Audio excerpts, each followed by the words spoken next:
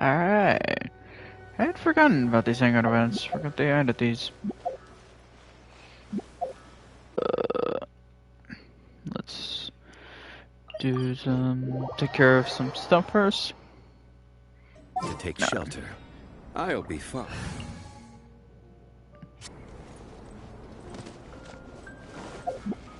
Make sure. Solidify. Alright, let's do this. There is no escape. Also, just my resin. The fuse is lit.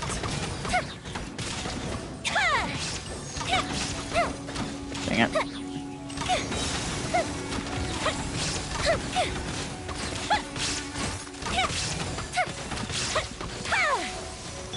There we go. Alright.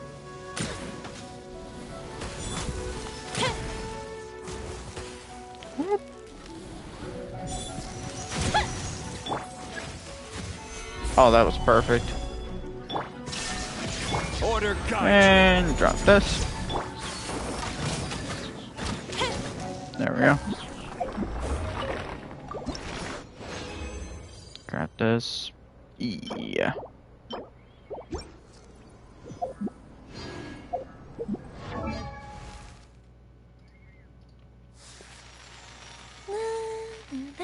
Alright.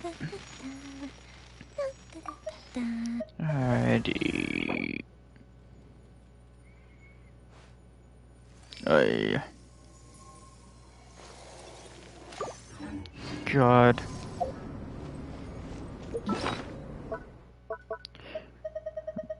Double check something. There is. Oh, I need to immediately convert those. I did not notice them.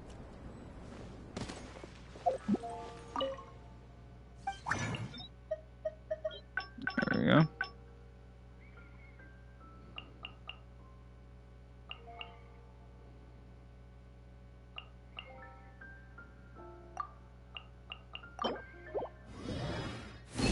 There. Ooh.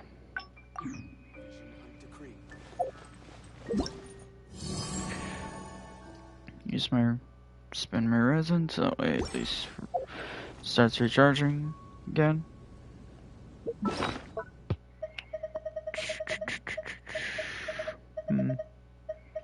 Oh, it's so close.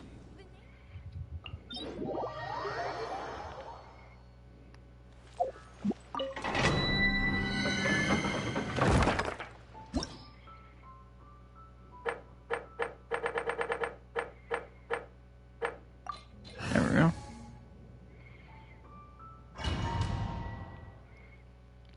Let's do this. Hopefully I get really lucky.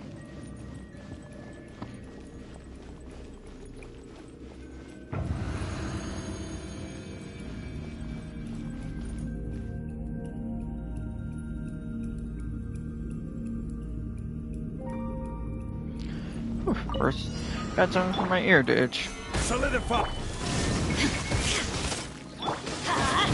Fire hazard.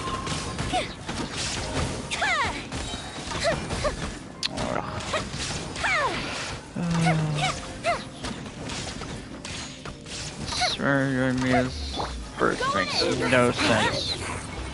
Illusion. This Alright. is order. That's just rude. Solidify. Time for a light show.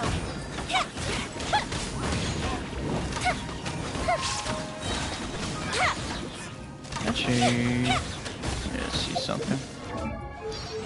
Let me see. 60 bursts. 60 energy. I was like, I feel like that seems a little relatively quick. There is no escape. Now you shall perish.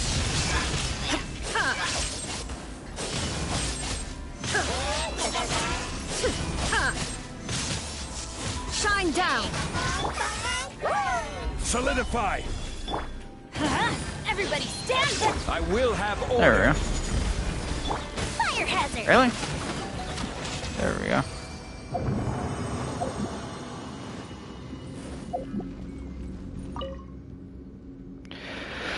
Alright, let us see. So let's say if I got really lucky, this will... Dang, one more.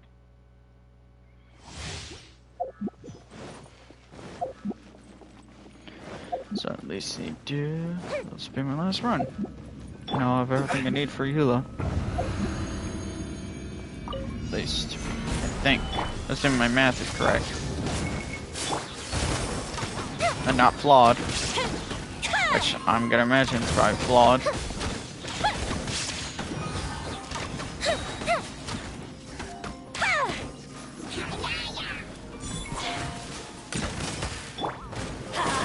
Teamwork is dream. What good we should do? This is order. Whoop! Solidify. Illusion shattered.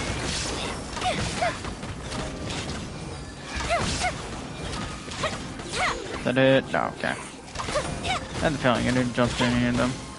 But, I had to be thoughtful. Solidify. There is no escape. I'm going in.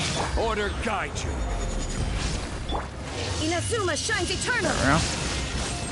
There we go. Not surprised there. That was quick and fast.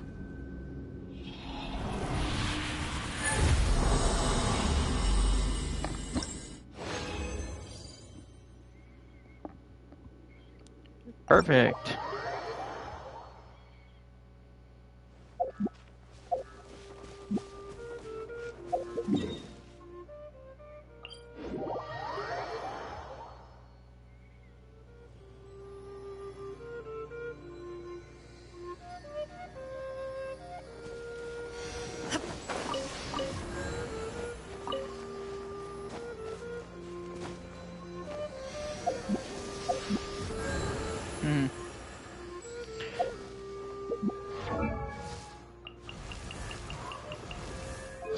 Okay. 63. Think.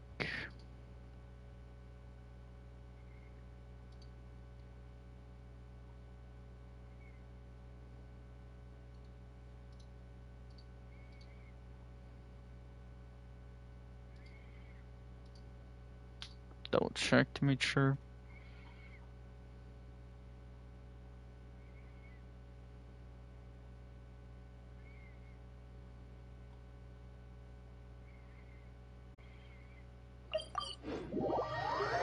Approaches. That is such a funny line.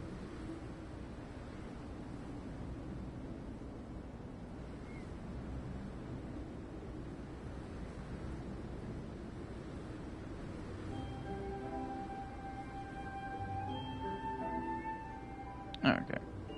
Yes. My math was correct. I thought it was. Alright.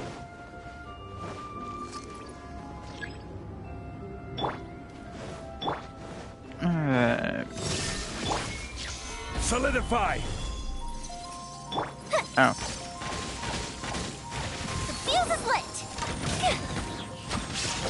Come on, where's that crit? Still impressed I can even get crits on that level.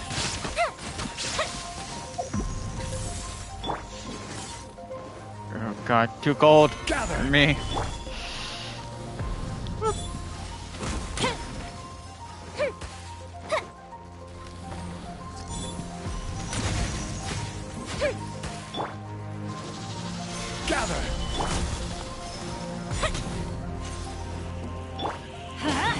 Shine down. Fire hazard.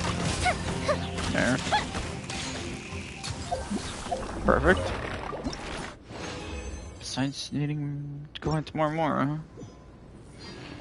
Pretty much all I gotta do now is get the materials I need.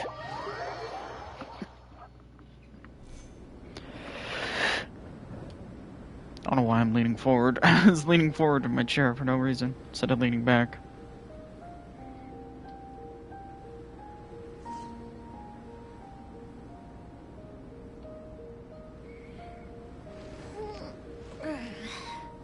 Alright.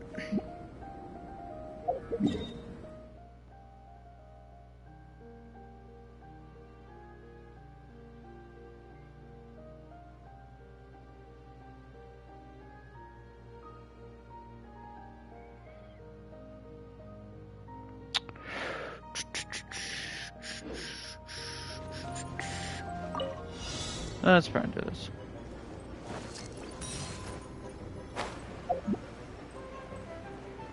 The music.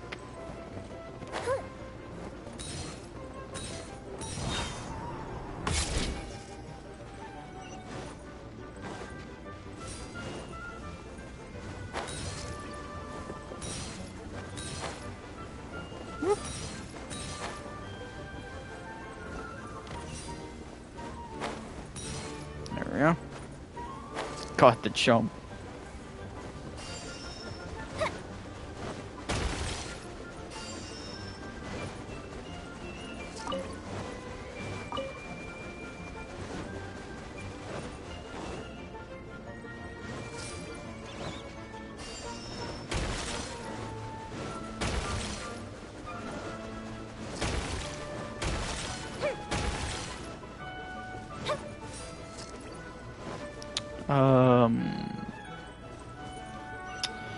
That's what I get for messing around.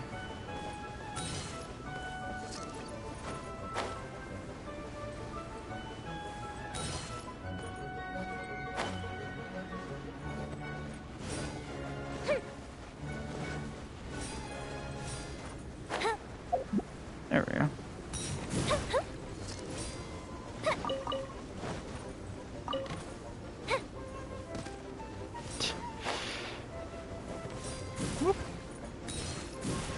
The music. Can't resist but laugh at it.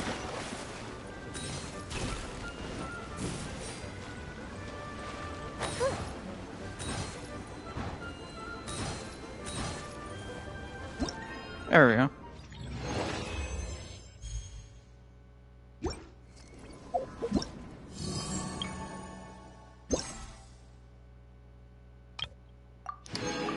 Okay, claim all this.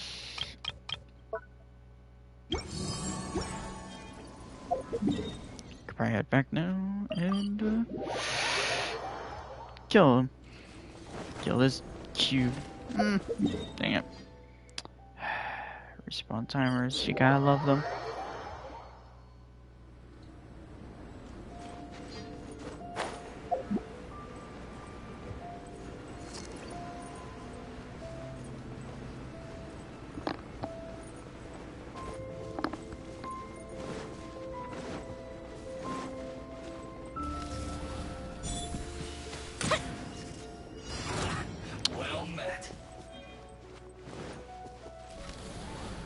I'm gonna assume I didn't get us a Solidify! I will have order! alright. Time to turn you into dust.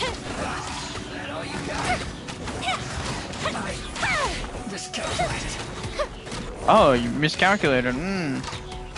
What a shame. Illusion shattered. Moron. You would think losing one of their bosses, you would think they'd just give up. It's the better option. Go.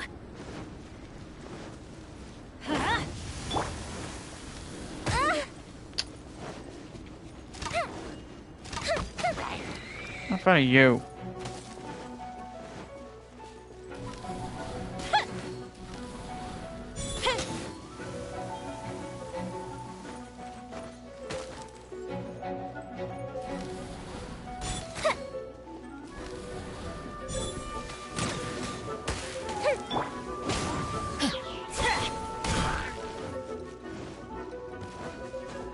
Come on.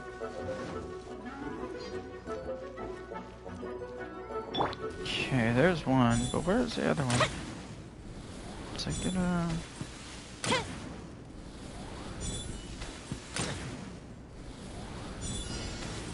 get There we go.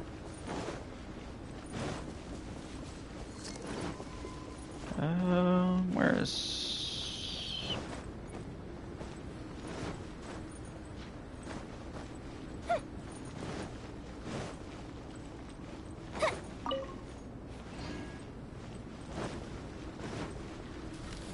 Oh, there it is.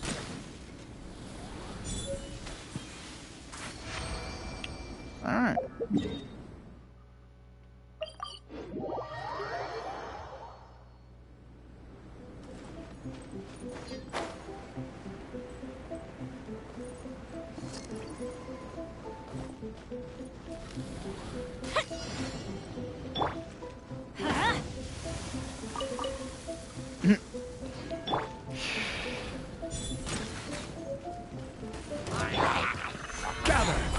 There's no escape. Fire hazard.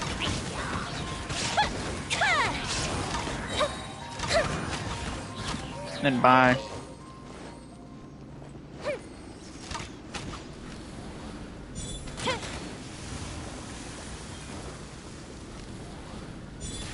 Another egg.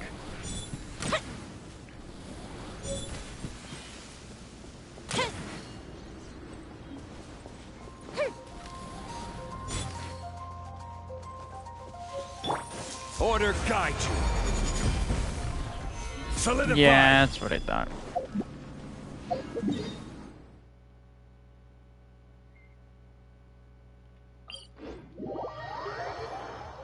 Alright. Let's build the other snowman.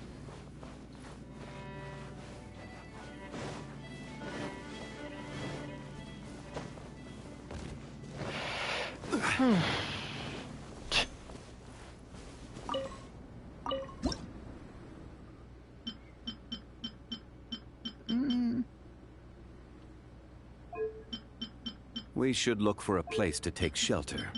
I'll be fine, but we don't want you catching.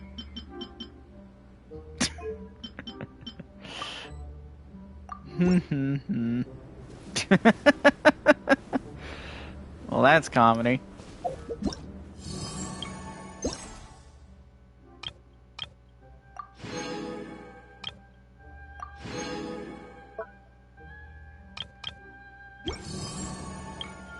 Alright.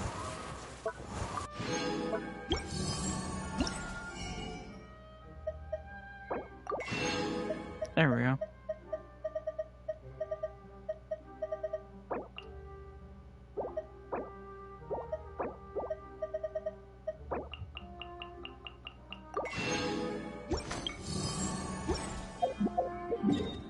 Alright. Where? Oh. Do we?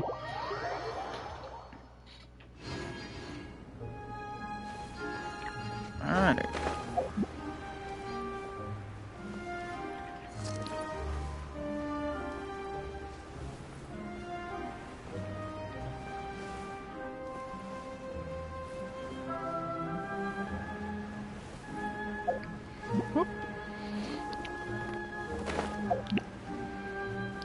Man, there's not many teleporters, realizing how many teleporters there are in Dragon's Spine.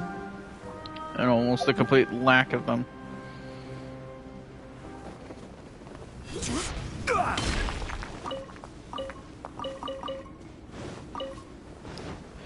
It'd be nice to actually finally have a character that actually finds a use for most of the Dragon Spine weapons.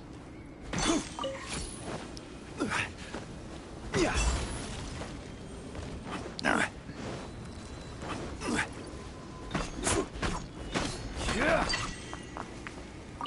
Get over here.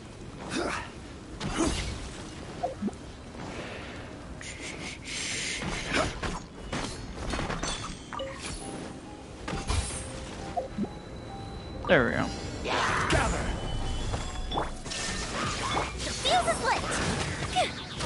Probably after this, head back to the cryo cube and probably do that.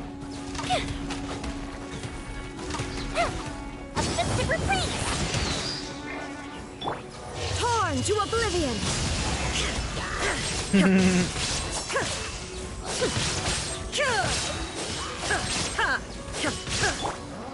This is No, order. I'm not gonna let you. Gather.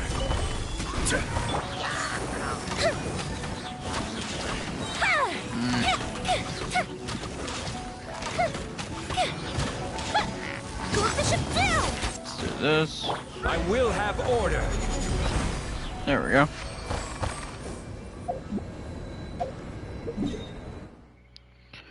Alright. It's over here. No. Yep, there he is.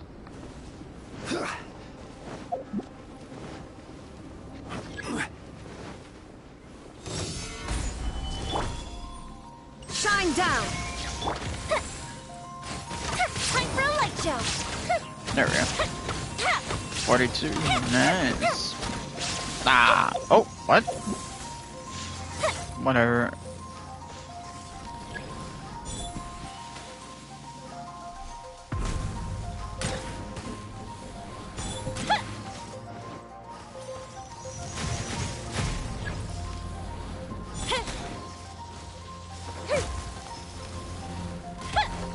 There we go. Solidified. Teamwork is strength. This is order. And There is no 18. escape. Fire hazard. there we go. Not much, but whatever.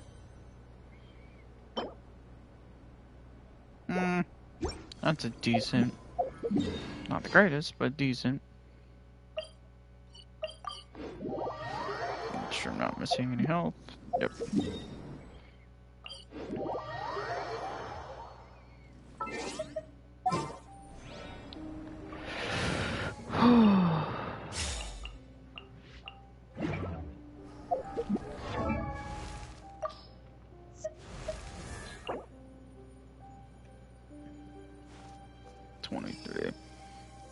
Oh God.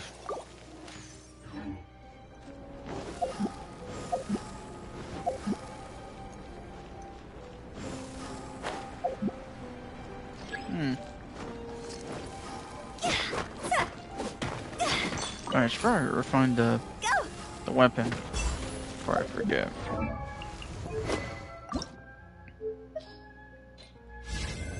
Yes. Assuming the second act or the third act is probably when we'll get the remaining part of the event.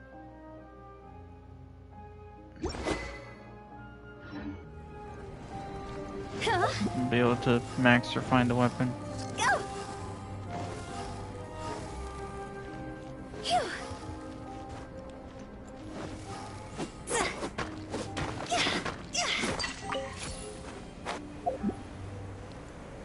There we go.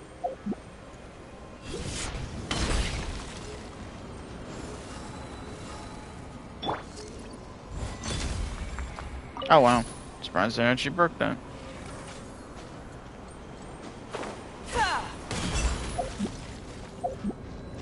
There we go. Solidify. Witness the power of Gorou. Did not aim for that, but whatever. That worked. Cross over. Order guide you. There we go. Come into being. Moment of birth.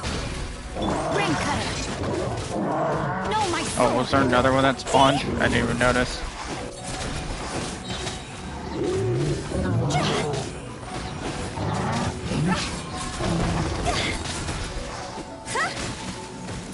This is order. Come on, hold still. Thank you.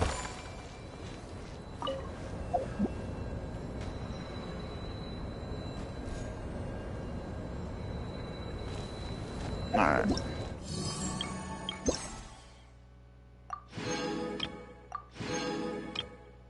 I think that's... Yep, that's everything.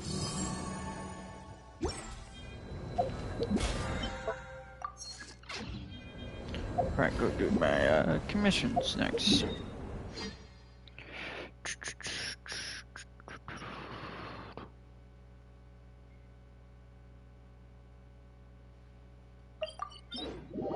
Try and do this real quick. Just knock it out.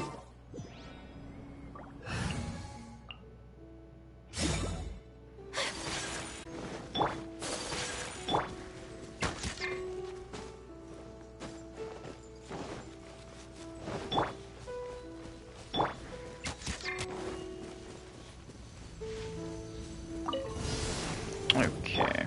Trust and revamp. Let's play. Time No. for takeoff. No, you could just stand there. Take flight. Dodge this! Don't get frostbite. Yeah. Hold the line. Covenant of the deep. Oh my god. Was it done? Whatever.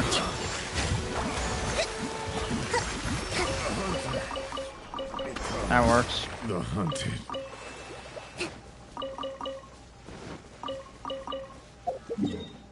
There.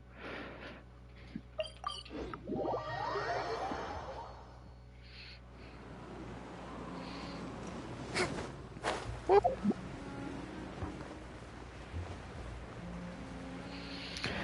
Oh, God. Looked away for 1 second. All of a sudden, I'm almost about to faceplant into the invisible barrier.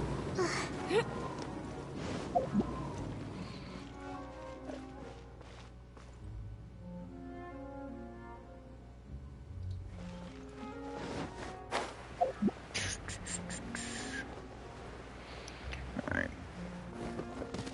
I really should farm the new artifact sets.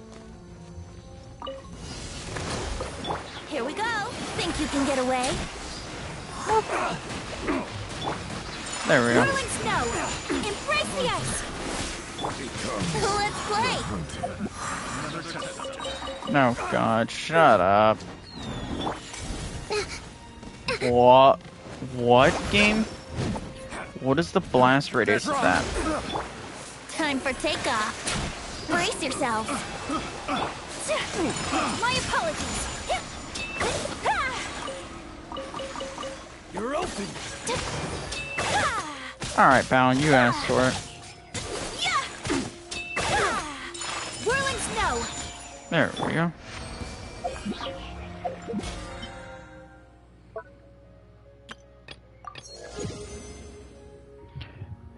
Yeah.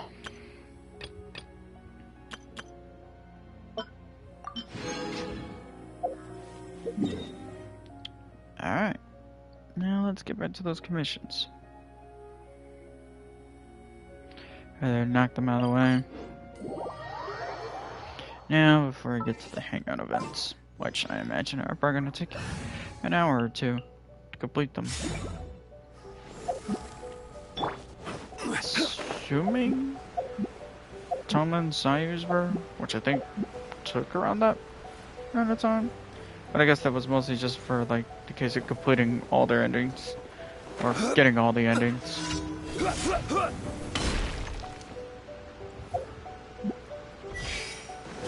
Alright. Gather!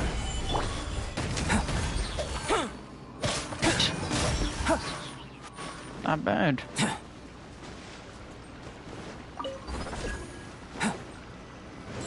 Burst for it! Let's Feel just the do surge this. of power! There we go. Come into being!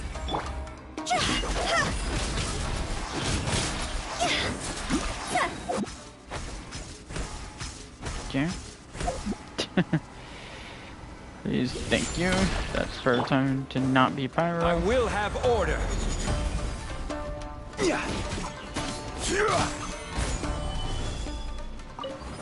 There we go.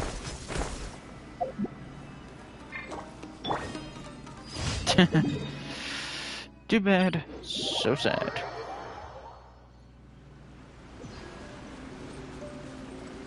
Where? Oh, is this just Fatui?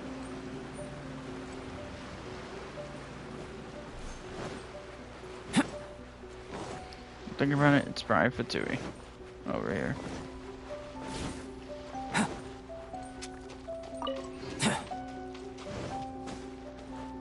No. Ooh, okay.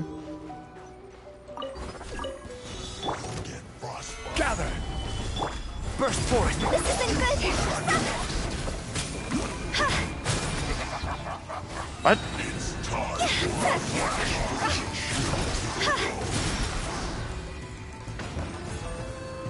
Let's just do this. This is order. There we go. Solidified. Coming to be. Moment of birth. You get over here, pal.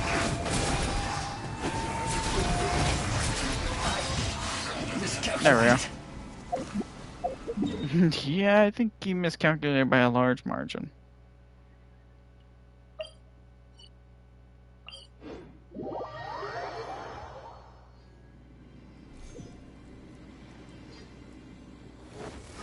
Huh?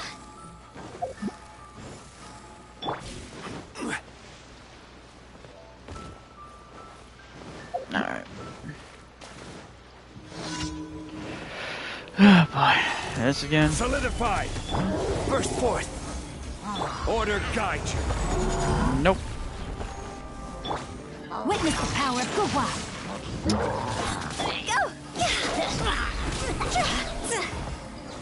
There.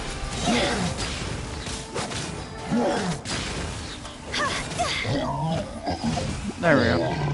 Sweared for a second the shield was gonna break. But that was perfectly timed.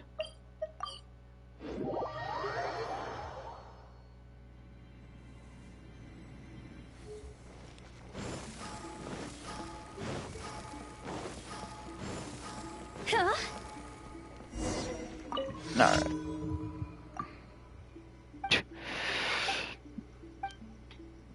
People are just ungrateful. Why throw this? Why throw this away?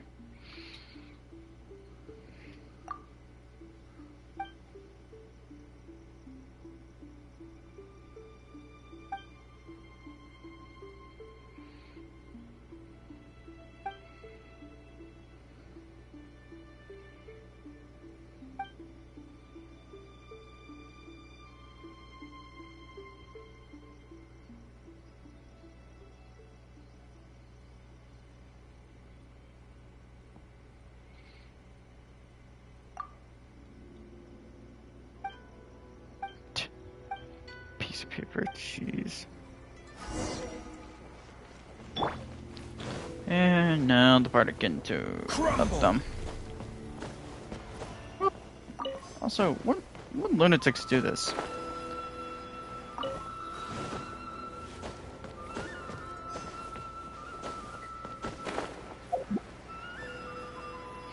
Throw these away. It's like, come on. Don't be an animal. Properly dispose of these. It's like, just because it's a piece of paper doesn't mean you should throw it away like it's trash. At least throw it away properly, instead of throwing it somewhere else.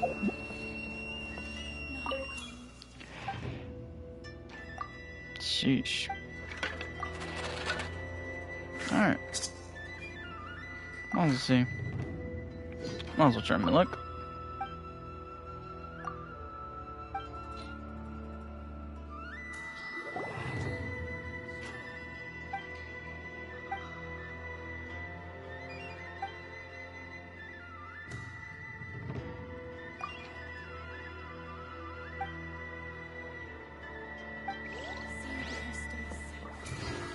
Whew.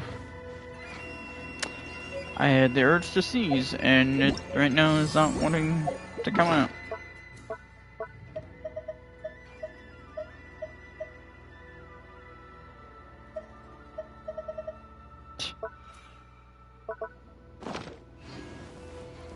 Alrighty.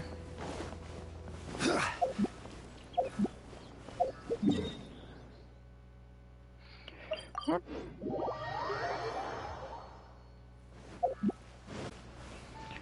Let's see. Ad Astra Abyss. Thank you for completing.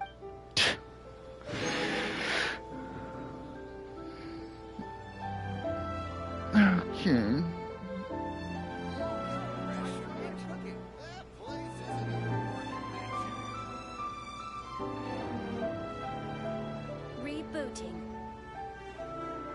What? Osmanthus. What? Did Ohio just like sneakily do something that makes it sound like Catherine's a robot? What? Like that's the second voice line I've heard that is very odd. Because then I heard error and then that. That's even more creepier. Alright. Let's go do Gorou's now.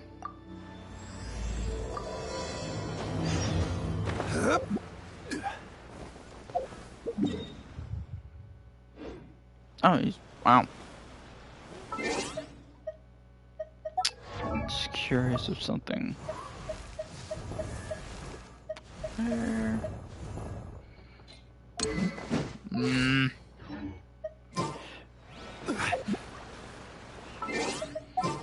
Might as well at least try and see how that comes out.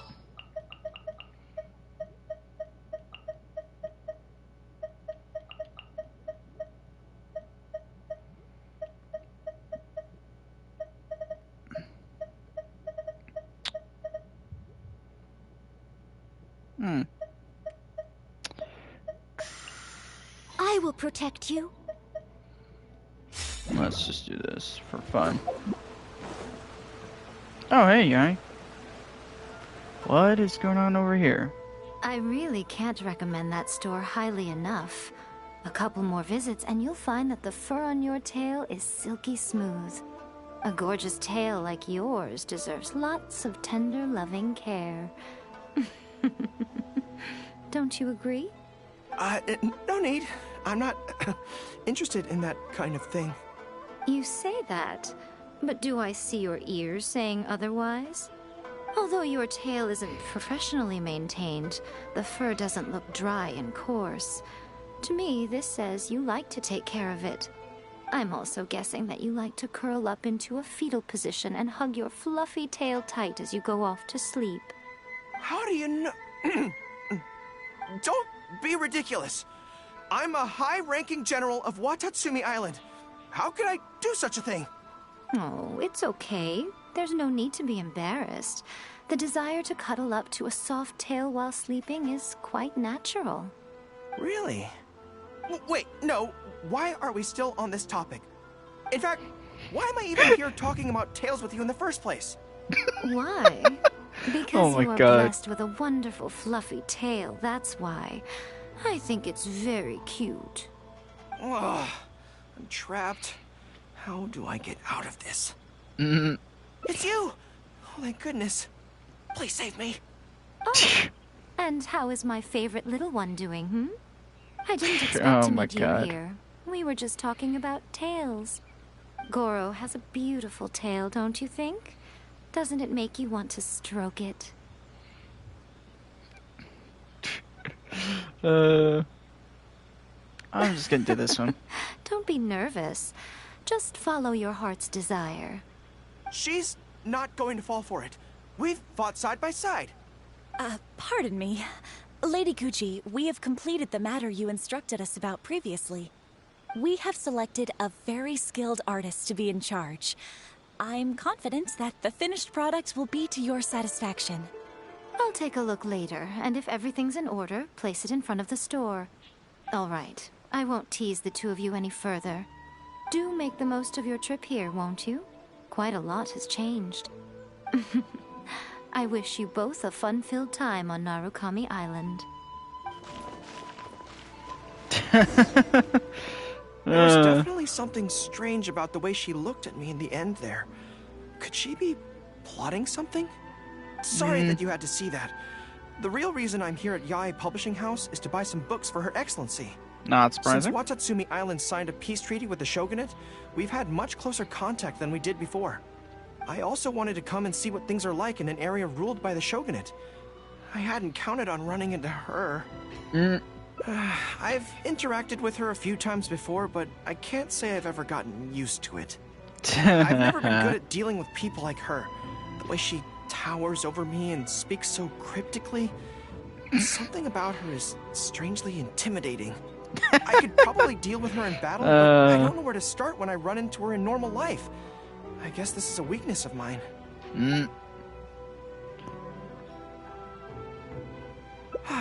you're right. Yeah, let's just ignore. I've heard Her Excellency say the same thing before. In any battle, you need to think about how to avoid your shortcomings. As long as I don't come into contact with Yae Miko, everything should be fine.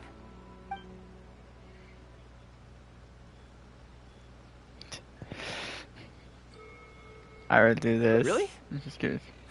Well, it's a relief to hear that. In that case, I still have some business to take care of with the Yae Publishing House. They run a monthly magazine called That's Life, which has an advice column. Readers write in about their problems, and I'm responsible for responding to them.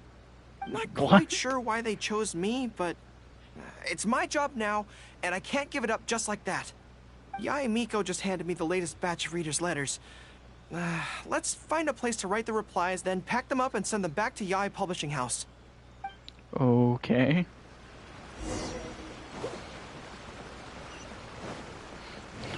Weird. Also, I tried to click R3, realizing wrong game. Huh. This place looks nice and quiet. The sooner I get them finished and handed back to the publisher, the sooner we can go do something else. I just hope I don't have another run-in with, you-know-who at the Yae Publishing House later. Anyway, the writing could take me some time.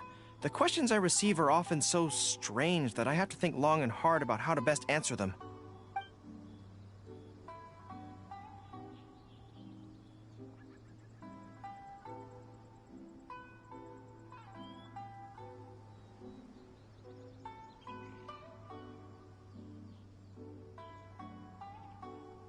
Great. Let's write the replies together. I'm actually interested to hear your perspective. Let me see here. Let's start with this one. Today, a new guy came to our village. He was good-looking and had a lovely voice. When I peeked at him from behind the door, I felt my cheeks getting hotter, and my heart started beating faster and faster. See, I can tell right away that this is exactly the kind of question I'm no good at dealing with. The letter seems to be from a young lady, which is not a demographic where I can offer much expertise. What's your take?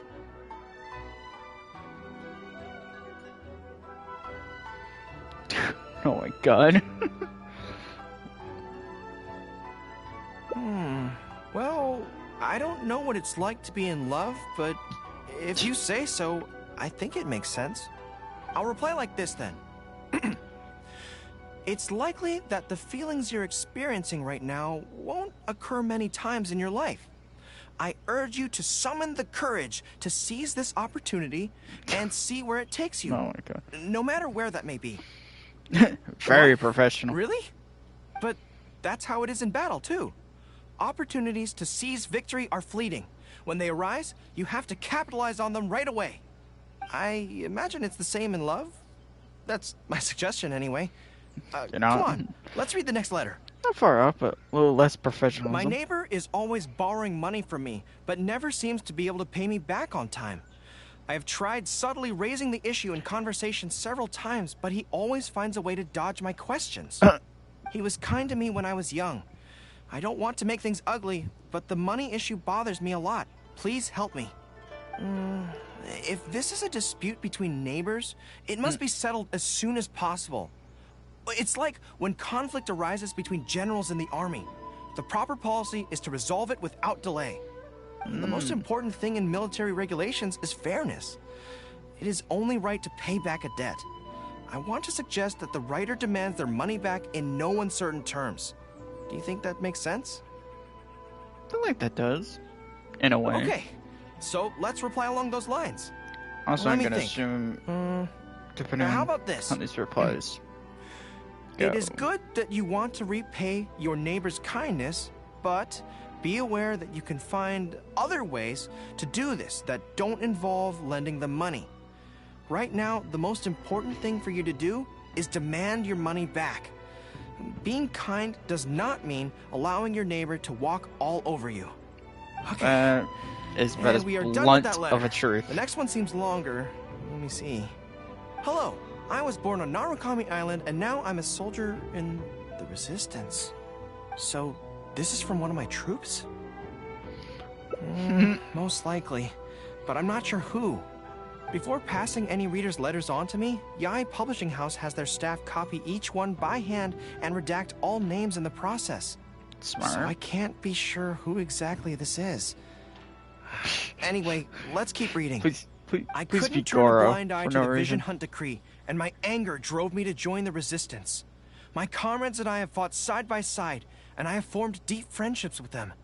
Since we achieved our goal and the war came to an end, I have remained on Watatsumi Island. But this is not my hometown, and I often find myself dreaming of the cherry blossoms falling on Narukami Island. I now don't know whether to stay here or return home. The resistance has treated me well, and I've long been disillusioned by the shogunate, but my hometown tugs constantly at my heartstrings. How should I reply to him?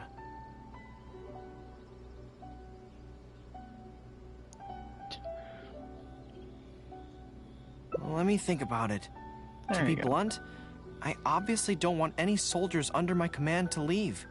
But if making them stay causes them pain, how are my actions any different from the Vision Hunt decree?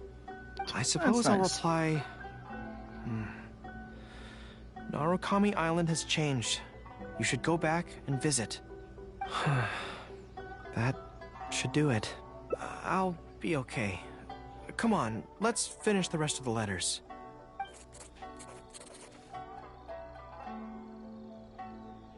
Thanks to you, writing the responses went very smoothly this time. Let's go and deliver them to the Yae Publishing House, shall we?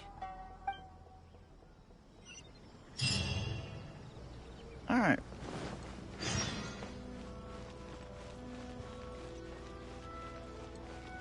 Someone needs assistance. Okay. Yeah, I'm not surprised there. And what's gonna happen over here? Ah, great. That's all the replies for this round accounted for. Thank you for all your hard work, Mr. Gorou. Think nothing of it. I agreed to help, so it's only right that I do the best I can. Could I trouble you to come back to Watatsumi Island with me? I want to find that soldier.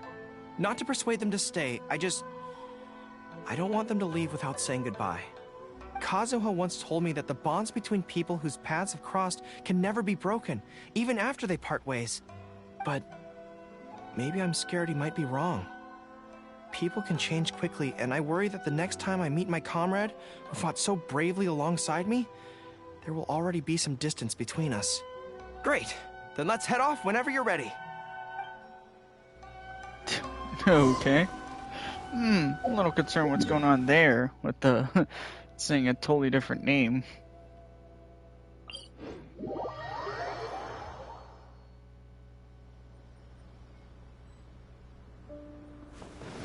Alright.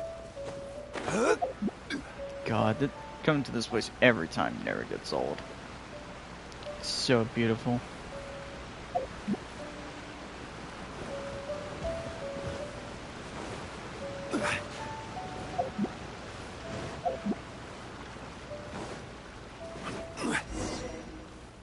General Gorou. And Captain of Swordfish too. General Captain, are you here to inspect the camp? Not this time. I just thought I'd come by to catch up while everyone has some downtime. Certainly, General Gorou. Anything you want to discuss, we'll share whatever we know. But we haven't been out of the camp lately, so we don't have a whole lot of interesting stories. Actually, I've had something on my mind and wanted to ask everyone's thoughts on the matter.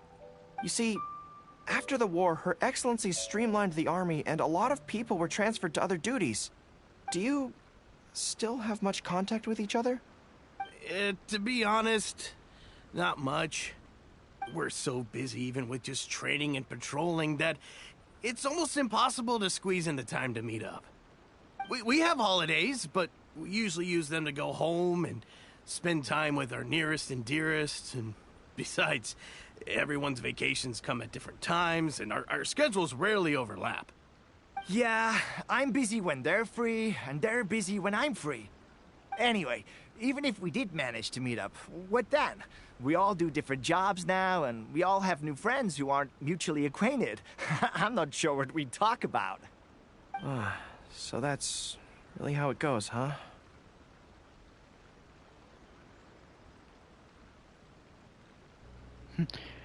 I was about to say it.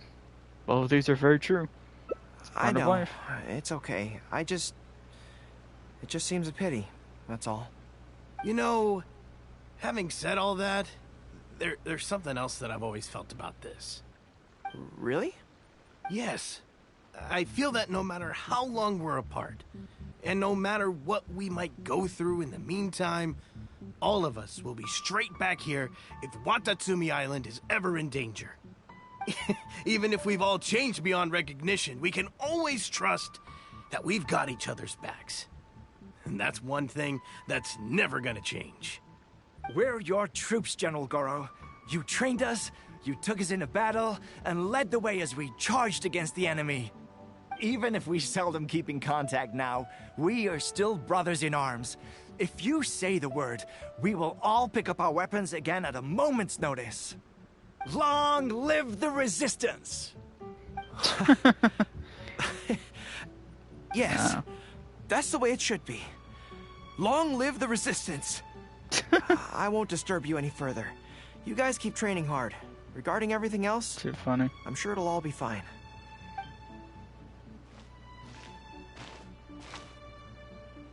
Ah, General Gorou, you're here. I believe Hiroaki's been hoping to catch you. He's been waiting at the camp for a long time, but never saw you return. Are you planning to head back to camp later? If you're busy, I can go and let him know so he's not waiting there in vain. Tell him I'll be right over. I know what I have to do now. Come with me. Let's head to the camp.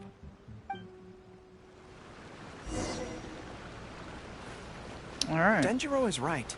No matter what changes the future may bring, we will always have each other's backs. Sure, there may Very be true. some awkward silences when we meet again after a long time, but in no time at all, we'd be the best of friends again. Too true.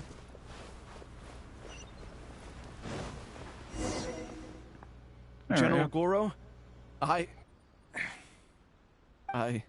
I would like to request permission to leave the Resistance, sir. I know this may seem very abrupt, and in fact, I've only just made the decision. It's all right. Back then, I had so much hatred for the Vision Hunt decree, and so much disappointment in Narukami Island for supporting it.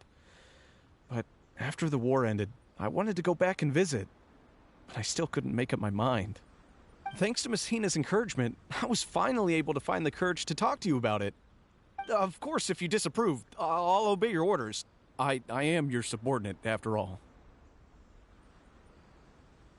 Miss Hina? Who's that? It's a long story. Forget it. Never mind her. I approve your application to leave the Resistance. General Gorou, Come on, don't look so down. It's not like we're never going to see each other again.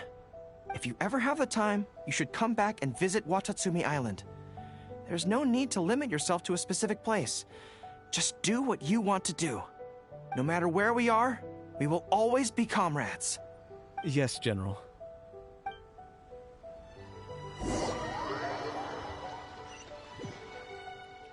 I'll take my leave then.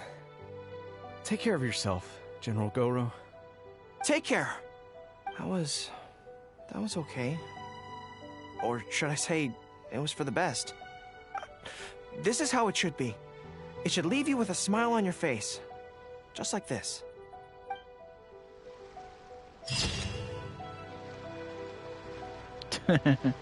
That's very heartfelt.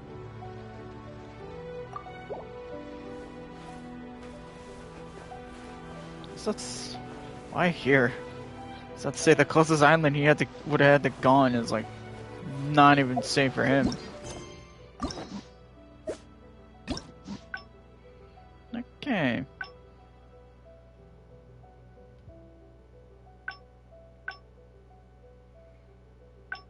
Secrets behind the letter.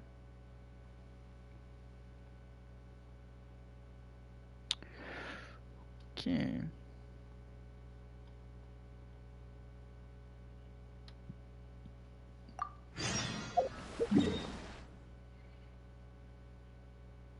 There we go. Let's just do this, and then I'm sort of following a guide, but sort of just freeballing it and see what happens. Huh. Why don't we write the replies here? I just hope I don't have another run-in with, Anyway, the right...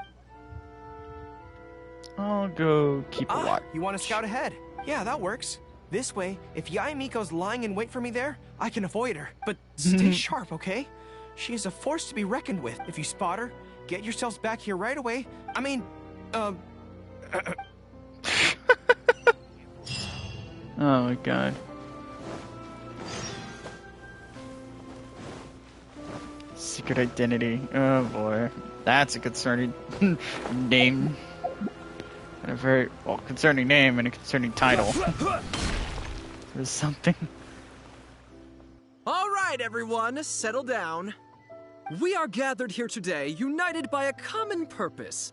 Now, who can tell me what they think that might be?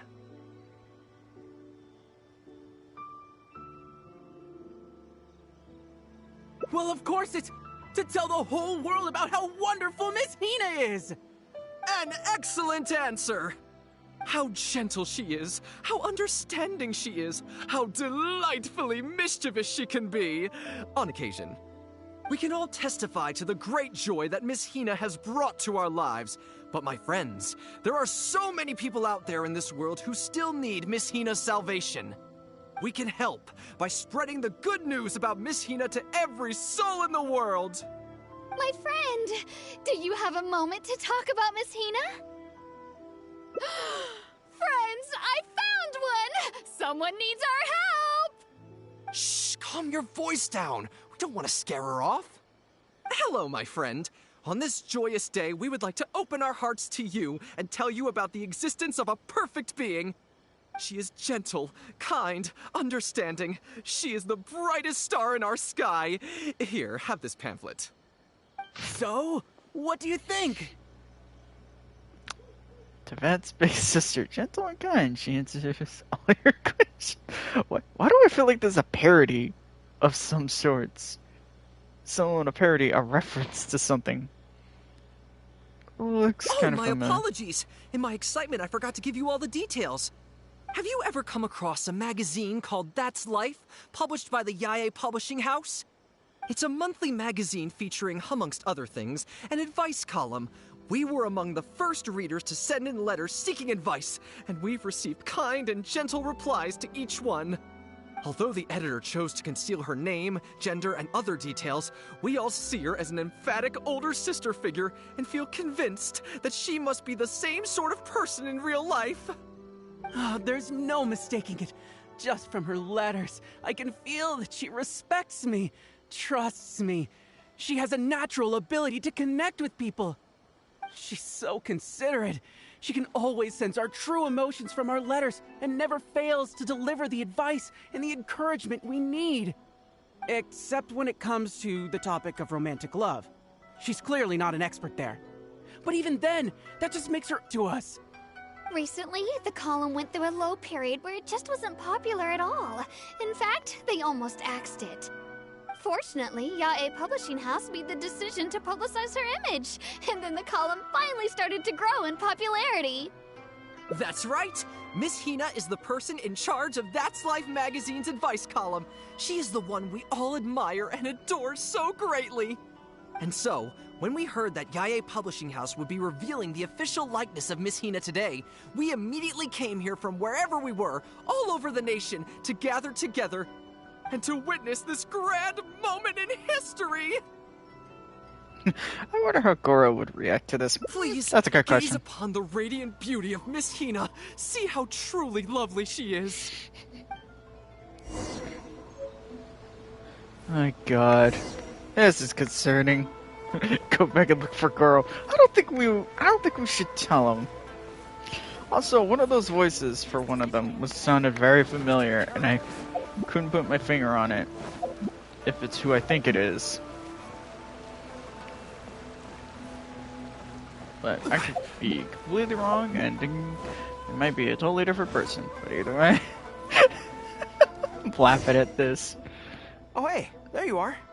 Is, you know who at Yae? Whew, that's good. I just finished writing my replies, so I was about to head to Yae Publishing House and hand them in. Why? I guess it's because I can help people this way. Also, the editor said to me, this is something that only you are capable of. They made quite a solemn request when they first approached me, so I felt like I couldn't refuse it. But once I'd settled into it, I found myself really enjoying it. Before I knew it, I had written hundreds of replies, and sometimes they'd respond again just to thank me. It made me so happy whenever they'd compliment me. Every time I think about that terrifying woman, I feel like I want nothing to do with Yae Publishing House. But then, whenever I think about how my replies can help so many people, I feel a sense of responsibility. By this point, I'm so used to it that I'd probably find it hard to adjust if I ever gave it up.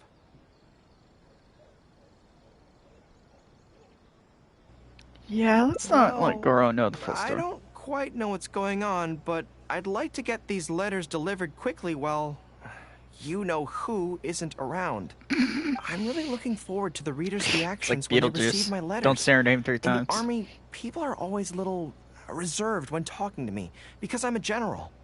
But those obstacles are removed when you're communicating via letters.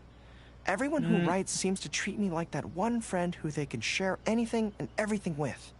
So I'm not about to let them down. Let's head over. Okay. But yeah, why don't I Yae deliver Publishing them House for... isn't far from here, if I remember correctly. Let's just head there together. Besides, this way, if you-know-who does show up, we can look out for each other. Let's go. Can't wait for this to go horribly wrong.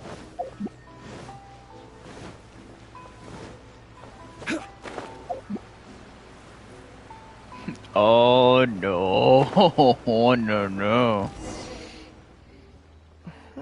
Strange. It seems unusually lively here today. I don't come here often. Is it like this most of the time? Hey, there seems to be some commotion over there. Let's check it out. Allow me to reiterate, my friends. We in the Miss Hina fan club must abide by the club rules. Firstly, we mustn't try and probe into Miss Hina's true identity. We of all people cannot cause her any trouble. Secondly, fans of Miss Hina are not to make any controversial statements when representing the fan club. We must exercise self-discipline and present a good image in front of other people. Thirdly, while our mission is to promote Miss Hina in every way possible, if someone we're talking to says they're not interested, we are to respect that and not go forcing it down their throats.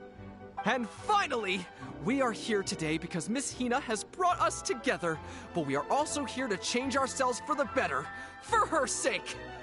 Can we do that, people? Can we do that?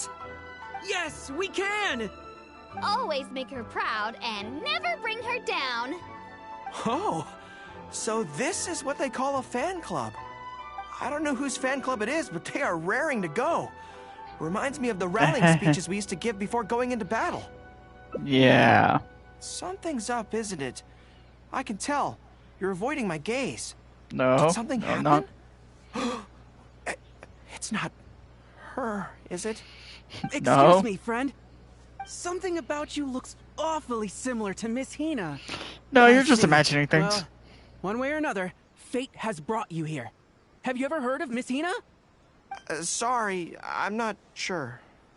Well, now's as good a time as any for you to find out more. Miss Hina is gentle, kind, and considerate. You can tell her anything that is bothering you, and she will patiently advise you on how to deal with it. Oh, well, she sounds like a very pleasant person to be around. She must be the polar opposite of Yae Miko, right? I could say. The spitting image of Miss Hina. I wonder if they're blood relatives. Shh! Have you forgotten? We may not pry into Miss Hina's identity. At least let's take a photo with them. Friend, may we take a photo with you?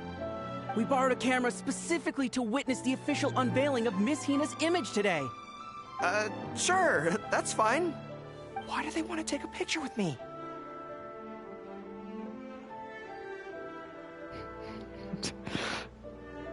It's a cricket practice. Sure.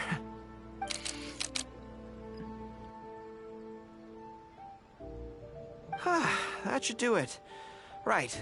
I should really be heading to the YA Publishing House to hand in those letters now.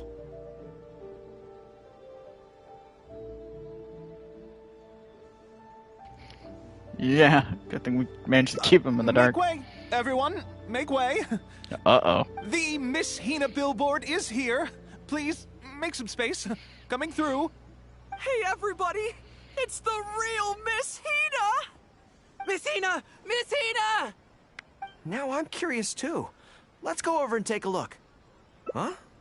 Why? What's the problem? Really? Then we can't stay. Let's get out of here. As curious as I am to see what all the fuss is about, it'll have to wait until next time. So please join me again the next time I'm delivering letters.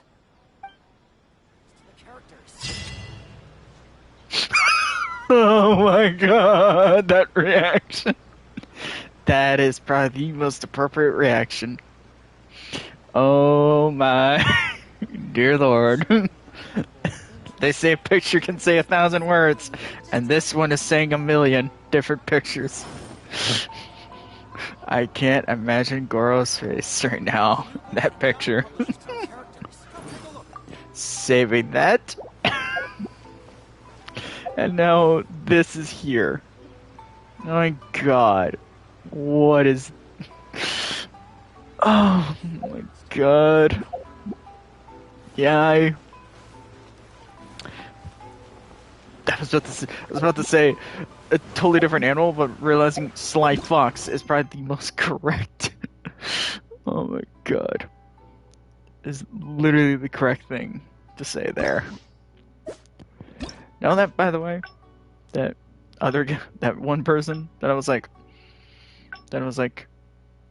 couldn't, like, was hearing that voice that I was saying, I was like, why does that voice sound familiar? Yep, I actually do know that voice. It's kinda sad. I was like, why is that voice familiar? And that Hiroshi person, I was like, why does that voice sound familiar? It's Caden Jensen. Wasn't expecting that. And let's do this.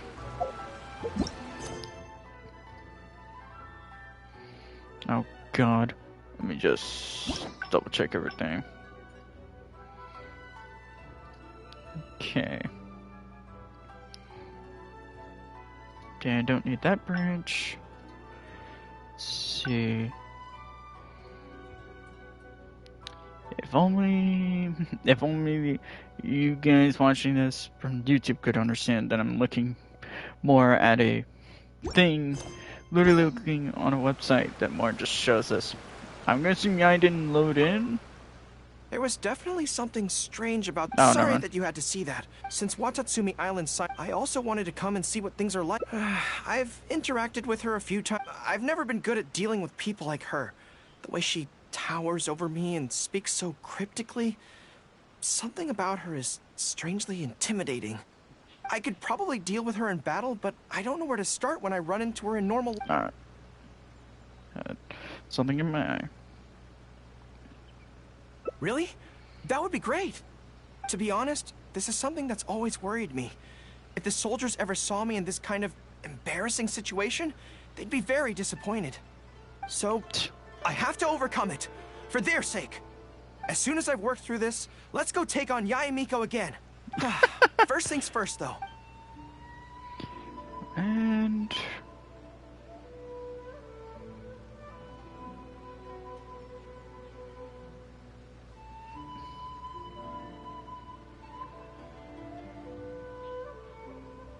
I see. Let's do that. So if you pretend to be someone like her, I can keep practicing on you. If I can get the better of you, then I'll be able to hold my own when similar situations come up in the future. Good plan. Let's see. Where should we start? Now that you mention it, I remember having a similar experience back on Watatsumi Island. Ooh. I was with my subordinates at the time. We ran into a merchant, I got caught up talking to them, and I don't quite know what happened, but I ended up buying a lot of things from them. I think we can give it a try. There's an island called Rito nearby. Oh god. Why don't we go there? I heard all the Outlander merchants are based there, so it might help to create the right atmosphere.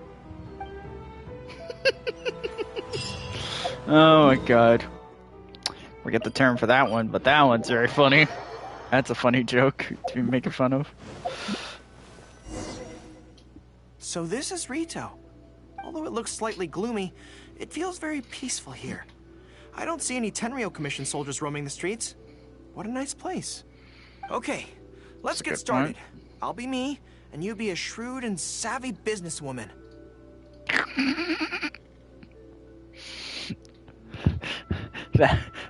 That one got me. That one got me.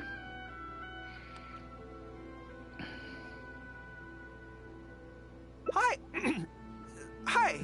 So, a lot of the soldiers have been complaining about a shortage of blankets recently. Oh my god. 10 blankets, please? Okay, I'll settle the check right away. The price seems pretty cheap to me, in which case, no need to haggle, right? I think that's still not too bad. Is that supposed to be really expensive? My god. I'm sorry. In the past, Her Excellency has always handled procurement of military supplies. I don't know, though. I never really know how to respond. This won't get us anywhere. I have to haggle to give you the chance to use your wily tricks on me. What do we do now? Something I'm more interested in? Maybe, cake? Oh my god. That's so expensive. I know what a fair price is when it comes to cake. Do one little thing. I almost want to do this. Wait a sec. If you think about this from another angle, a cake that costs 100,000 more per slice must be so much better than a regular cake. Oh, let me see. I've been saving up recently. I think I should have enough. So, there isn't really a kind of cake that costs 100,000 more per slice? No. Unless that cake is made out of pure gold. What a shame. I feel like role-playing as a vendor is a little outside our area of expertise. What kind of person do we both see regularly enough to impersonate convincingly? Why do I feel like someone just sneezed and they're just like, a certain someone just sneezed and they're like, did someone talk about me? Because I know who specifically this is talking about. Fatui? Then it looks like a trip into the wild is in order. Let's go give it a try. My god. The second I like saw that before the text popped up, reading it from on my screen, I was like, I turned my head to the right, slowly to the right, slanted it, and I was like, please tell me this is what I think this is. Like, please tell me this is what I think it is. This is them making a little funny joke at Tartaglia due to his story quest. Which I think it is. I've dealt with Fatui before, but I always end up against those big, stocky guys who are much taller than me. I'm sure I must train just as hard as they do every day, but somehow I still don't have the muscles to show for it. Maybe I'll start to see the results in a few more years.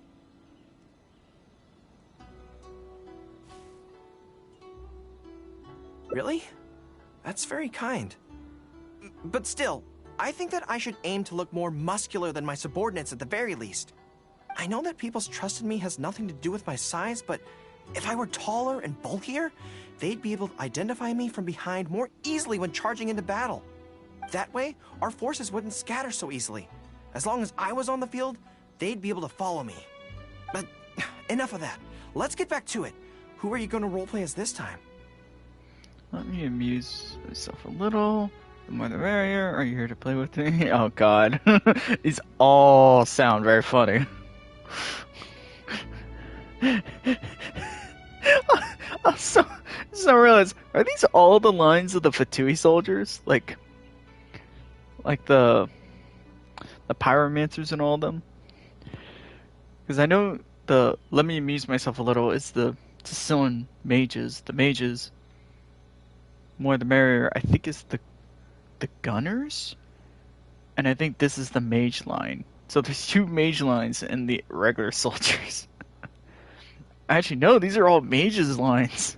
So, that's such a funny. That's such a. Let's. I smell danger! Really? Huh. For a moment there, I could have sworn the actual Fatui were right here. No, wait! Behind you! It wasn't my imagination! They really are here! Prepare to engage! Well, that was... Gather! I'm just curious of something. On his bow. And of course, they're gonna put him on this end. Ooh. God.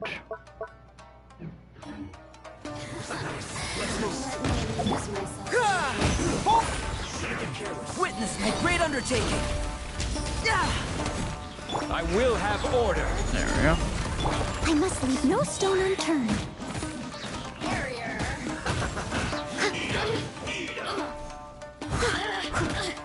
This one's not done.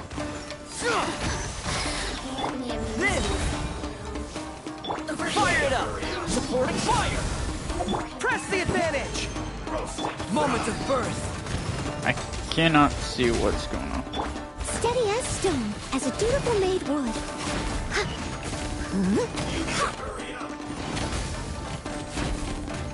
I'm on.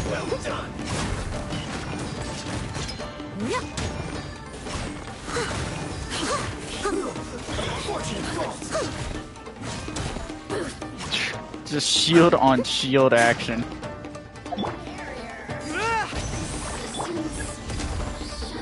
Oh, here comes some more. Solidify. This is order. Leave it all to me. Can't run. Here's backup! Witness my great undertaking! Rally! Order guide you. Time to clean up. There we go.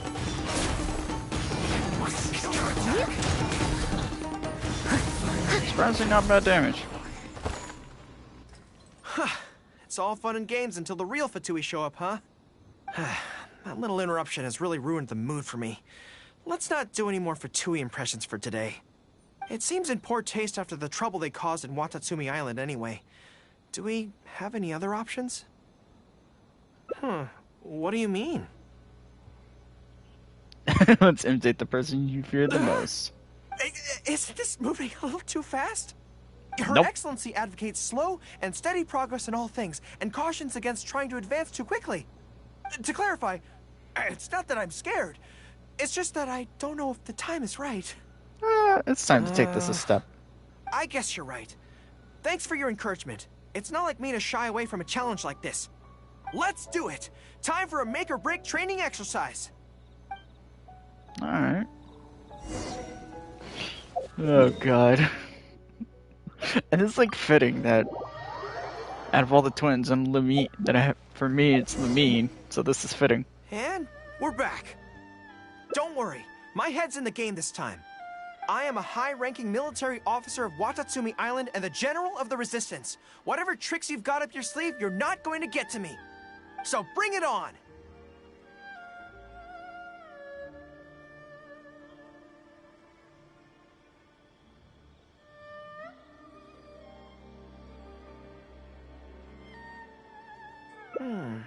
This feels like...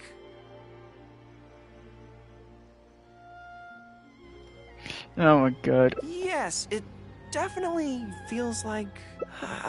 no, not even slightly. It's not that you do a bad impression of her, more like something is missing. I finally realized it when you were talking to me just now. I think that maybe what I'm really afraid of is her knowing smile and her piercing gaze. That's just appropriate. Makes me feel like all my secrets have nowhere to hide, like she can just peer in and see them. But it's different with you. I trust you, so I don't feel I need to hide my secrets in the first place. Even when you're imitating the way she speaks, I don't feel afraid. Because we fought side by side in the past, and I know I don't have to have my guard up around you. I guess it makes But sense. it also means that this training won't work.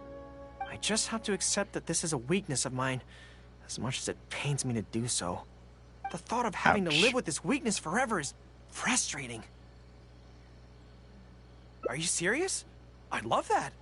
I haven't eaten anything sweet in a long time. Nah. Off we go. Let's go buy some cake.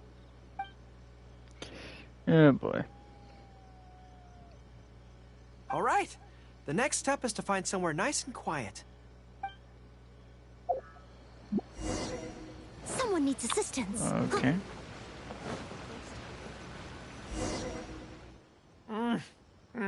This is so good.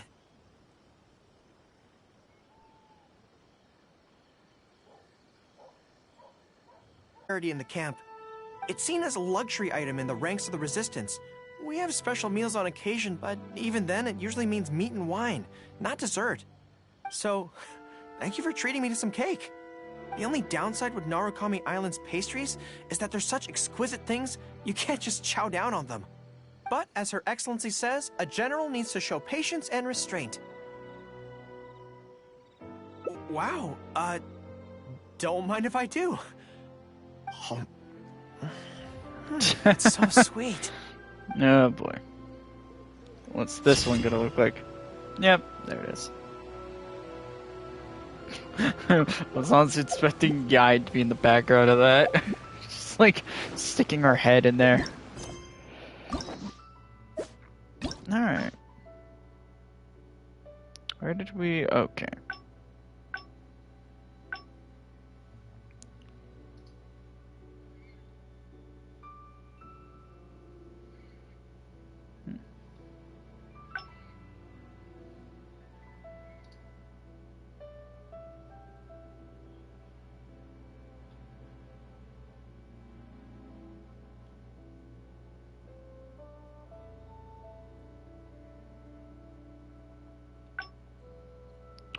Trying to make sure. Okay. Why do you explorers make the same mistakes? Alright. Someone needs assistance. Because there's still another option there. Alright. There was definitely something. Sorry that you had to see. Since Watatsumi, I also wanted to come and see I'm what things are like. skipping And through this dialogue. I've never been good at. I could probably deal with. Really? Yeah. To be honest, this. So, I have. As soon as I've worked through this, let's go take on First things first, though. Do you have any ideas on where to begin? Good plan. We could start with Start by theoretical. studying some theory, address the fear at its root, and then I'll have nothing to be afraid of. But where would I go to learn about this?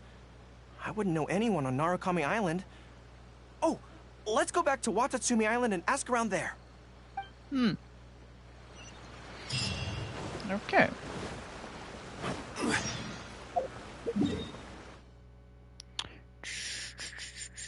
Oh, there it is. I want the teleporter.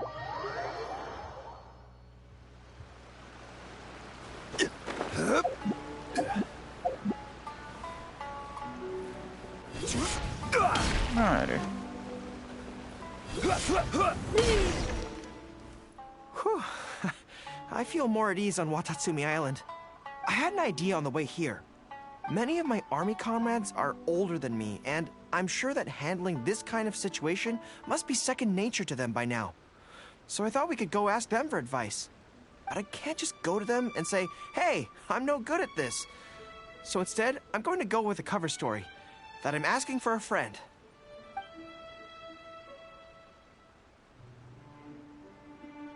I see. So, you're saying that your friend, sorry, is having some trouble with a certain someone who has an intense personality? Yes. So I'm here on my friend's behalf to ask you for advice on a coping strategy. Based on my experience, the easiest way to deal with people like that is just go through the motions. Well, you see, General Gorou, General Gorou's friend, I mean, always listens intently when other people are talking, and takes them very seriously.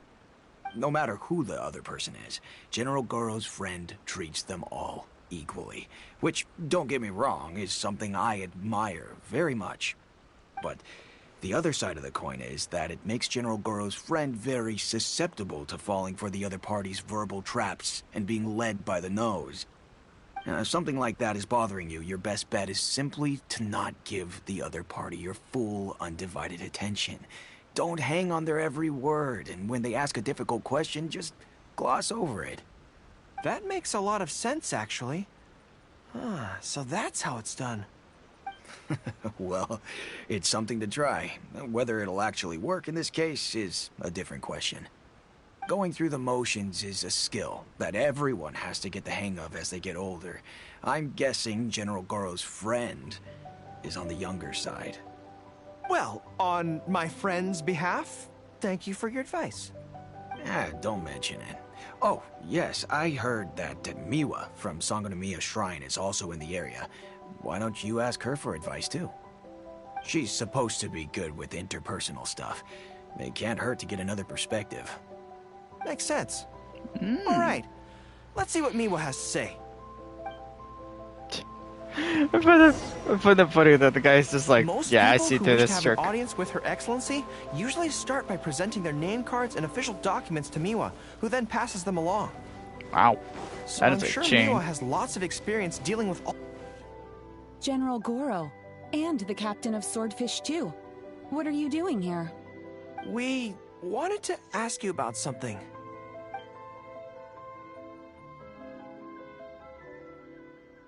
I see. So General Gorou's friend wants to overcome his weakness, right? That's right. Do you have any advice? Let me think. My advice would be to hide what you are really thinking.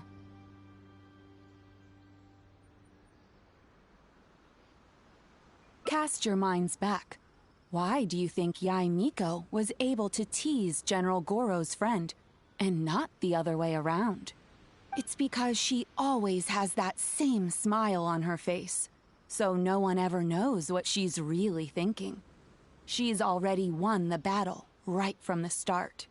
If General Gorou's friend wants to go head-on with her, he must at least learn to do as she does, to conceal the workings of his mind. You make so much sense. So what you're saying is, my friend just needs to keep his cool, and she won't have the chance to take advantage of him. Exactly. Many things look complicated on the surface, but often, all it comes down to is who loses their cool first. Wonderful. You have my gratitude. I'm sure with your approach, that friend of mine will be able to overcome his weakness. Then I wish General Gorou's friend a great victory. Well, I'm slowly starting to gain confidence. Oh, I suddenly remembered. Her Excellency updated her general operational directives recently.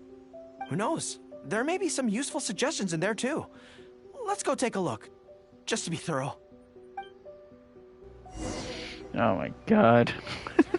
Her Excellency handed me the general Too funny. operational directives in 3 parts, and I think this is where I placed them. This is too funny to laugh at.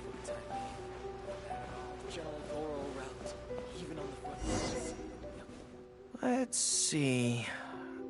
Deployment and mobilization, logistics, conflict resolution, dealing with Outlander merchants. Aha! I got it! How to avoid awkward social situations. Well, that's Her Excellency for you. She thinks of everything, doesn't she?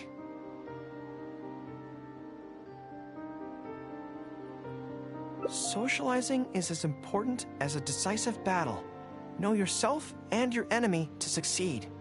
Boy, if even Her Excellency treats this so seriously, then we'd really better be careful. What I take from this is it's not enough just to learn some general countermeasures. We need specific knowledge of Yae Miko's individual weaknesses to achieve ultimate victory. But how do we figure her out? Yae Publishing House. Makes sense. Since she goes there often, perhaps we can find some telling details about her there. Let's go and investigate. Oh my god. I like how we as the player, we can't even give like our input because we know a bit of what she's like. Like, what makes her tick. I guess technically, actually never mind. Just would be taking place after the story. Greetings. Here to buy some books. We just got a new batch of light novels in. Oh, these ones are all the rage at the moment. I must say that Lady Guji has a keen eye for a good book. Almost everyone she picks is a bestseller. Apparently, the rumor goes that if you can impress Lady Guji with your writing, you're just one small step away from becoming the next big author. Yes. Well, first we screen all manuscripts, filter out the bad ones, and write synopses for the rest. Then we send those to Lady Guji for final approval. So, you have close dealings with Guji Yae. What sort of person is she? Well, for starters, she's a very busy person. Whenever she visits the Yae Publishing House, she never stays for long. So, actually, we don't know a whole lot about her. Still, she seems very invested in Yae Publishing House. And on occasion, she'll share some of her promotional strategies with us. Take That's Life magazine, for example. When we first started running it, sales were very poor. The return was barely covering costs, and for a while, it was on the verge of being axed. But the fans weren't happy about the prospect of their favorite magazine being discontinued. They kept writing in, begging us to keep it going. So in the end, Lady Guji stepped in and drew up a new marketing plan. Next thing you know, sales are through the roof. That's Life. Wait, isn't that... Nothing. It just reminded me of something unrelated. I didn't realize Yae Miko personally handled the marketing for Yae Publishing House. Yet more proof of her unparalleled skill in reading people's minds. Anyway, thank you very much. Is there anything more you can tell me about Guji Yae? No, that's all. Look, I'm not sure what your plan is here, but I caution you against trying to second-guess Lady Guji. Just my opinion, but she's the most mysterious person I've ever met. You think she's mysterious too? I guess we can forget about getting any insights this way then. Actually, you said that this batch of light novels was hand-picked by her, right? Maybe we could take a brief look. Perhaps we can get some inspiration from them. Sure. If you're interested, I recommend this book. I've been to other worlds, but I've never tasted defeat. The protagonist doesn't have any particularly exciting abilities, but never fails to defeat strong opponents. It's all thanks to their wealth of experience. Cunning strategies. In that sense, it sounds similar to Her Excellency Sangonomiya. Oh, there's an iconic line in this book that people quite like. One who relinquishes nothing also gains nothing. If you want to win when you're at a disadvantage, a little sacrifice is probably going to be necessary. Thank you for the valuable advice. Well, one more string to our strategic bow. Although I didn't learn much about my enemy, I've still learned a lot from everyone. It's time to put these theories to the test. Let's go to Yae Miko's lair, the Grand Narukami Shrine. Feel bad for the guy behind the counter when he just heard that. So it's like, oh dear lord. Alright. So this is the Grand Narukami Shrine. It's the first time I've been to this place. Hello there. You look like you have something weighing on your mind. Would you like to draw a fortune slip? The Grand Narukami Shrine's fortune slips have always been very accurate. I've heard that the generals of the past used to employ all sorts of divination techniques to find out their fortune before a battle. I'm not in the habit of it, but since the opportunity's come up, I'd like to give it a try. Let's draw one together.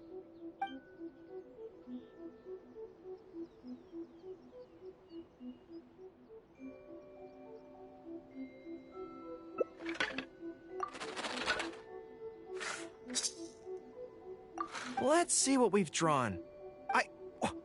It's great misfortune! Hold me. I don't feel so good. A trap?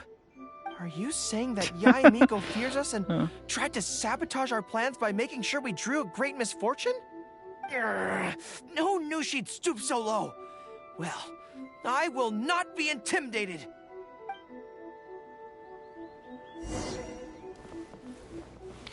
Okay. Any second now, we'll be face to face with her.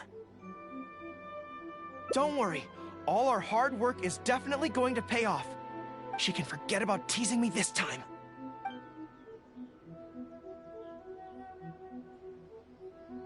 Oh?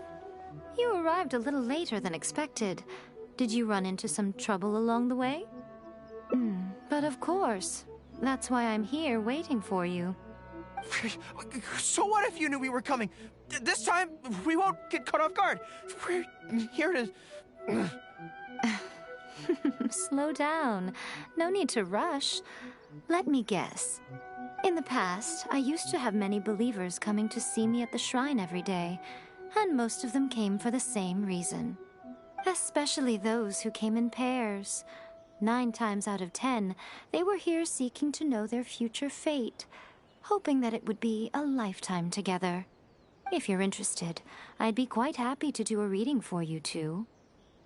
Together for a lifetime? Remember what Shuhei said? We mustn't pay too much attention to what she says. Otherwise, we may be fooled by her cunning words. Now that I think about it, perhaps I never needed to recommend that store to you in the first place.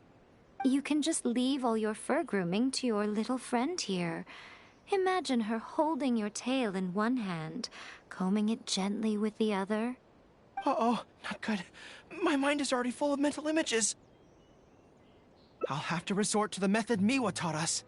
By the way, there's really no point in trying to hide the way you feel.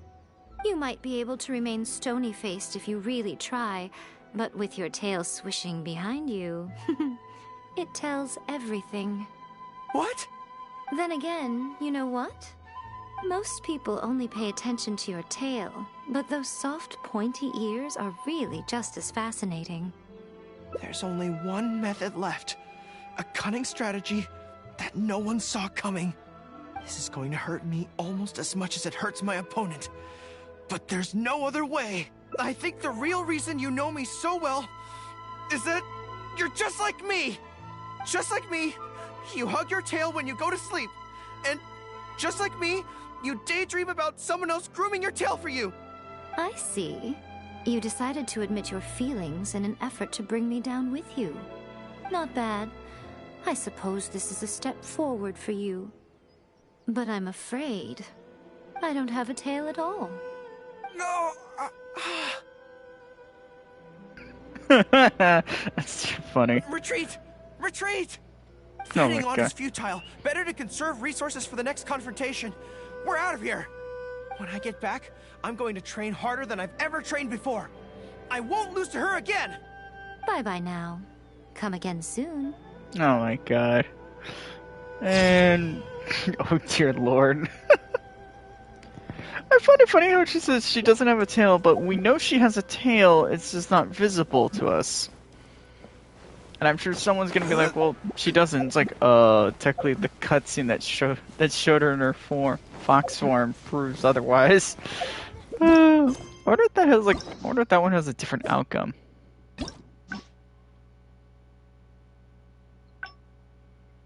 Such a curious question. I wonder if that one has like a different outcome. Anyway, that one was very funny.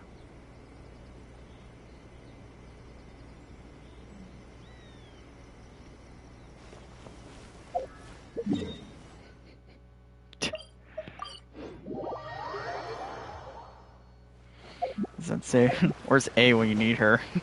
Because I feel like Yai would just crumble. There was definitely with something these. strange about the way she looked at me in the end there. Could she be plotting something? Sorry that you had to see that. Since Watatsumi Island signed a peace, I also wanted to come and see what things are like. I've interacted with her a few times before, but I can't say I've ever gotten used to it. I've never been good at dealing with people like her.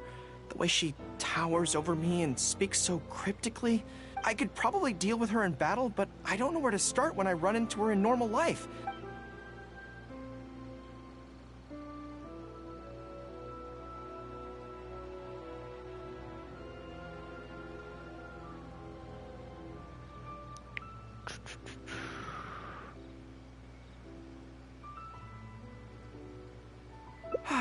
You're right.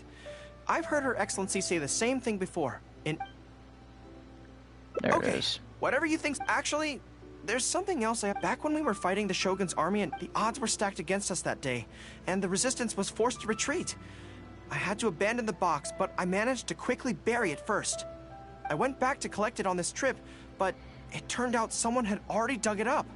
So I asked around the area, and the locals said that apparently the Adventurers Guild had beaten me to it. That box is very important to me. I have to get it back from the Adventurers Guild. Would you mind coming along?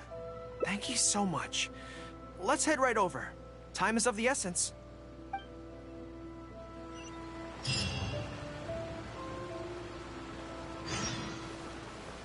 Alright.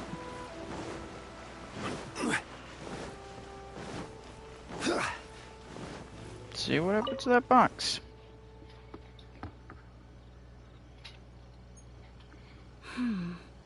I'm afraid that will be a little difficult. Don't worry. The item you are looking for is safe and sound. However, I'm unable to return it to you at present. The reason being, it is connected to a case involving the treasure hoarders, which is still under investigation. That's strange. I buried that box there. What does it have to do with the treasure hoarders? Allow me to explain. Not long ago, we received a commission concerning a theft by treasure hoarders at Komore Tea House. The adventurer who accepted the commission followed their trail and heard that they had buried the treasure at Nazuchi Beach. But when we went to dig up the stolen items, we found many other things buried there along with them. As such, we cannot ascertain which of the items have to do with the treasure hoarders at this stage. For now, all we can do is hold all related items at the Adventurers Guild until such a time as we have caught the group of treasure hoarders in question. Then, we will see that all items are returned to their rightful owners. I see. I never expected that other people would be burying things in the same place. Well, since these are the rules, I won't press you for it. But might I ask how the investigation is coming along? This is where the difficulty arises. To date, we have still not been able to locate the hiding place of the treasure hoarders, so I'm afraid it still could take some time. So there's no knowing when this will be resolved. Maybe I could help. I could find the treasure hoarders for you, and once you confirm everything is in order, you'll be able to return my box to me. It's very important to me, so the sooner I get it back, the better. That is perfectly acceptable. However, many adventurers have investigated this case recently. They have searched far and wide, but their efforts have been fruitless. If the two of you are still interested in taking the case, you may have to devise an original approach. Yes, it seems like the only sensible place to start. With any luck, we might be able to find some clues there. Actually, since it's come up, what's the Komore Tea House like? Well, obviously. Anyway, let's just go take a look.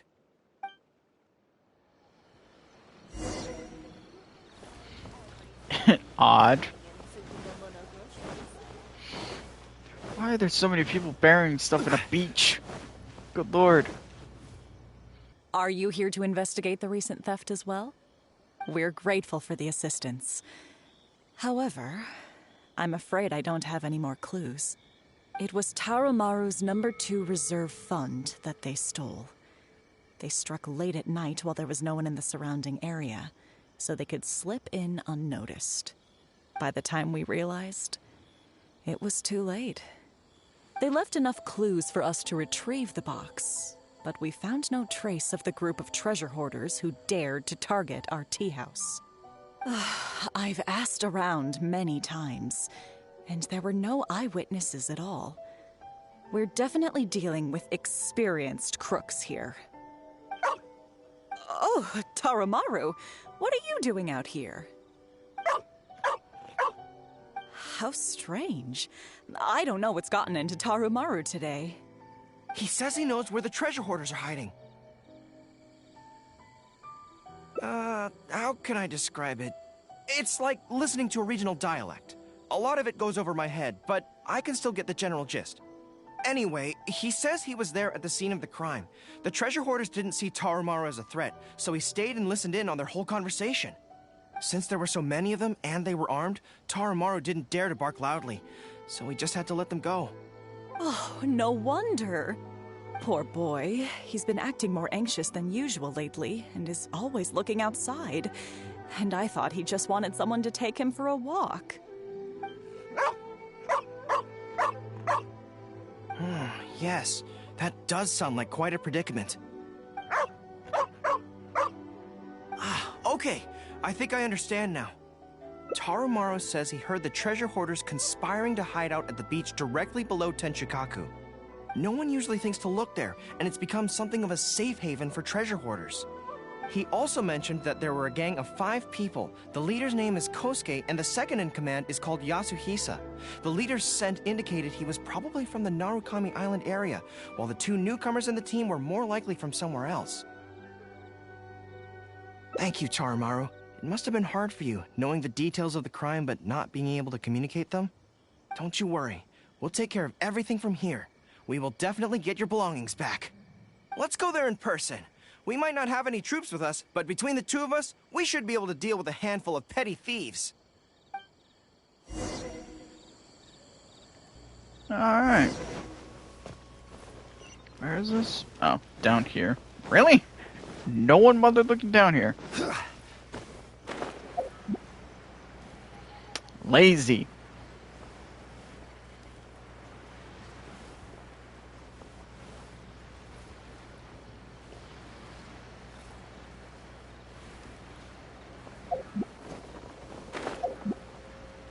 And there they are. I think we're getting close. There's danger in the air. And something doesn't smell right. Be careful. Okay. Hey, what's up? Another Check this out! Solidify! Coming to be! I must leave no stone unturned.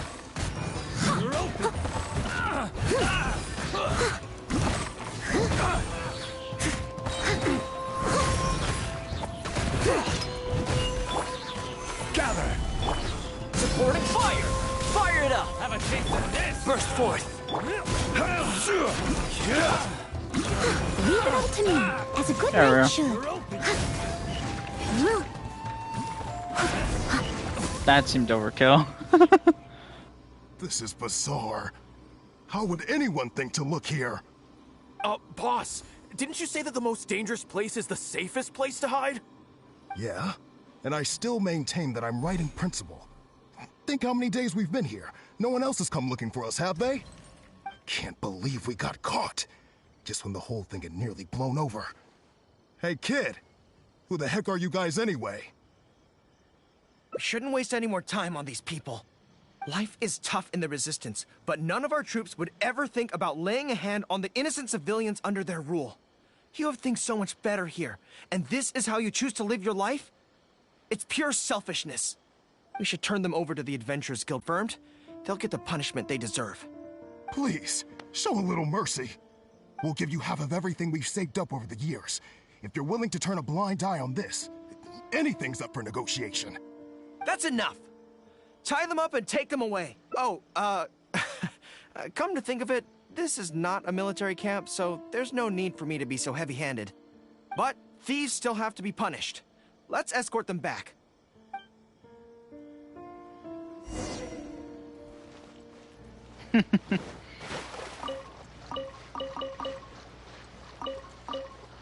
God. Just not realize, like, I had, like, probably the equivalent of, like, 30 different shields all active at the same time.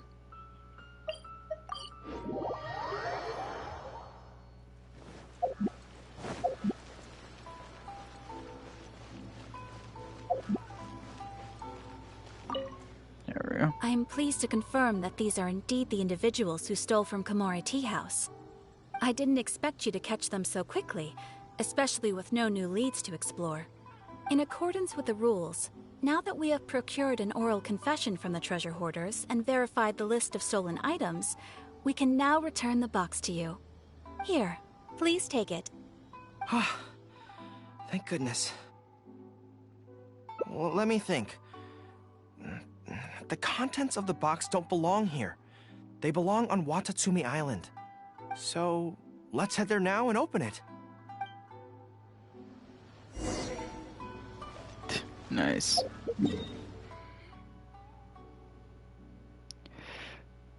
Come on, Gorou. Everyone wants to know what's in the box.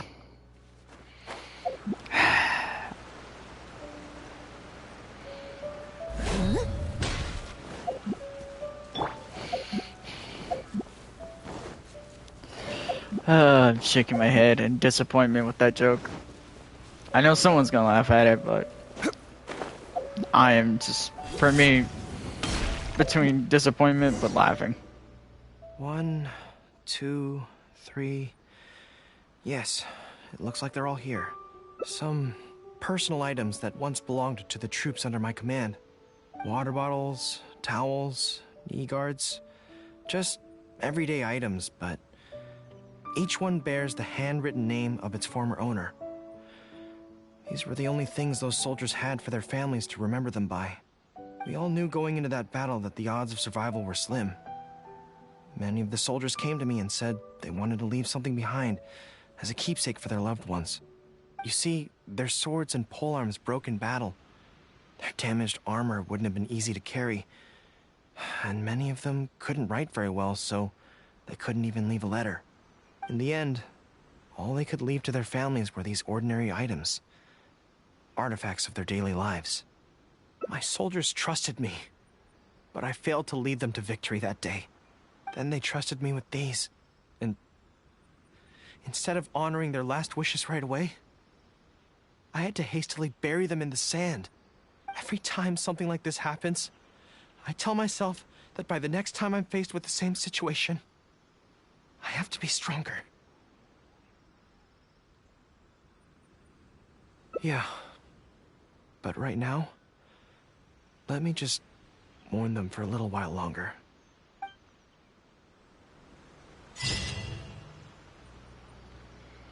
Aww. That's it. I think that's, yeah, all of them. That's all the endings.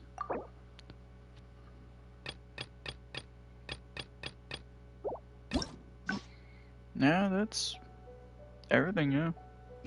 Alright, let's try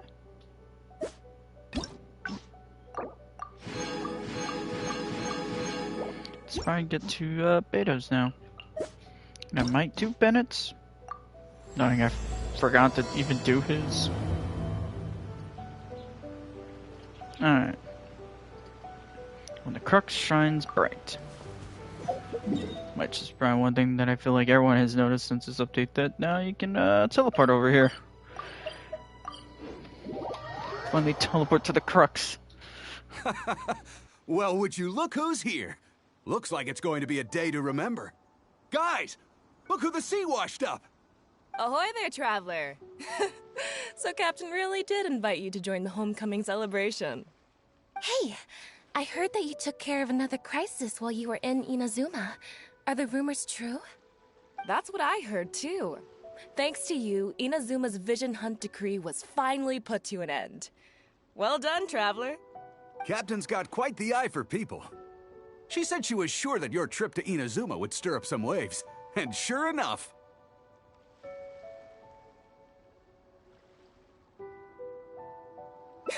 Look at you, being so modest. We all know what you did to protect Liyue Harbor. I've heard that they tell stories about you in Mondstadt, too. The honorary knight. Pretty impressive. I'd say someone of your caliber would be right at home in the cracks. Right, sailors? That's right. Wow, I'm getting excited just thinking of being the Traveler's crewmate. Hey, what do you say we arm wrestle? I was worried you'd be too busy to show up. Oh, Captain on deck! Captain, we were just trying to talk the Traveler into joining the crew. Yeah, come on, Captain Beidou. Surely you've got a way to get the Traveler on board. Well, she's on board right now for the celebration, isn't she? Yeah, but just one celebration together is not enough. You know what we mean, Captain. All right, I get it now. There is something special about you, Traveler. You earned everyone's respect, myself included. So it goes without saying that the Crux would be honored to have a crew member such as yourself. No doubt about that. But then again, a hero like yourself doesn't just set off on a journey without some bigger purpose in mind. So should a hero really drop what they're doing just to spend day after day drifting at sea with us? Well, if that were the case, then the Crux, known for always moving forward to the next horizon, would instead be holding someone back. Right. I guess we didn't think that part through.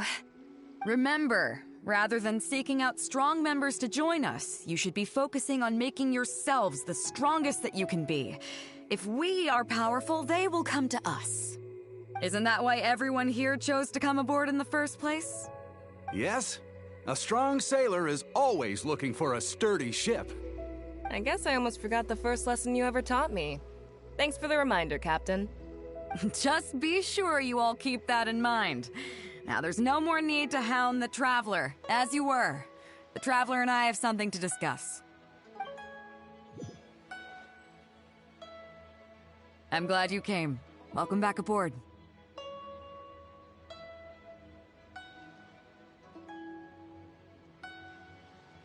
Do I? Oh, to be honest, I don't care for that kind of reputation. I don't want people to see me like some big-shot official from Yujing Terrace. But I'll take it as a compliment. I'm glad you see me as well-respected. I can't go getting too caught up in my own reputation, though. That's certainly not how the Crux made it to where we are today. As the head of the fleet, my task is to keep us on the right course, no matter how turbulent the seas may become. But then again, the crew isn't usually this riled up. It's not that they're arrogant, they're just bubbling with ambition, that's all. Their excitement today comes from their great respect for you, both your strength and your character. So please, don't take it the wrong way.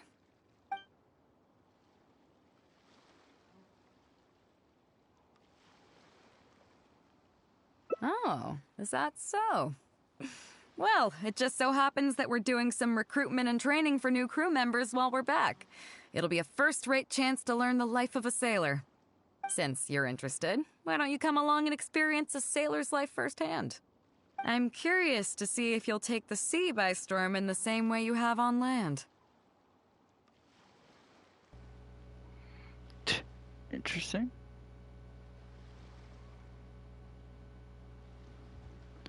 Nice. Come with me. Let's see how big of a splash you can manage. Yes. So glad this happened. Beidou is honestly one of my favorite characters. Chief Mate Juza's breaking in the newcomers, but I think we can spare you the tedium of that. After this, the new crew members will be arranged into 2 teams for more specialized training, according to their own aptitudes and the needs of the fleet. One team will learn comprehensive survival skills, including maritime emergency rescue, marine meteorology, psychological counseling, and so on. They will serve as the support team for the fleet, ensuring safe navigation. That's why we call them the Shield of the Crux.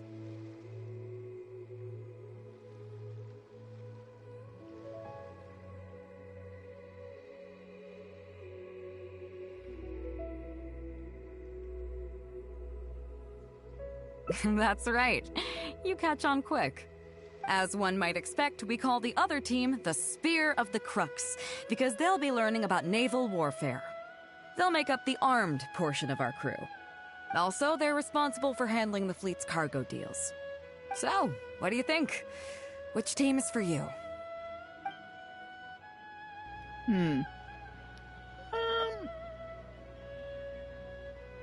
Let's do the spear. You truly are an adventurer at heart. Let's start with the fundamentals for any armed crew member. Basic boat handling. Follow me.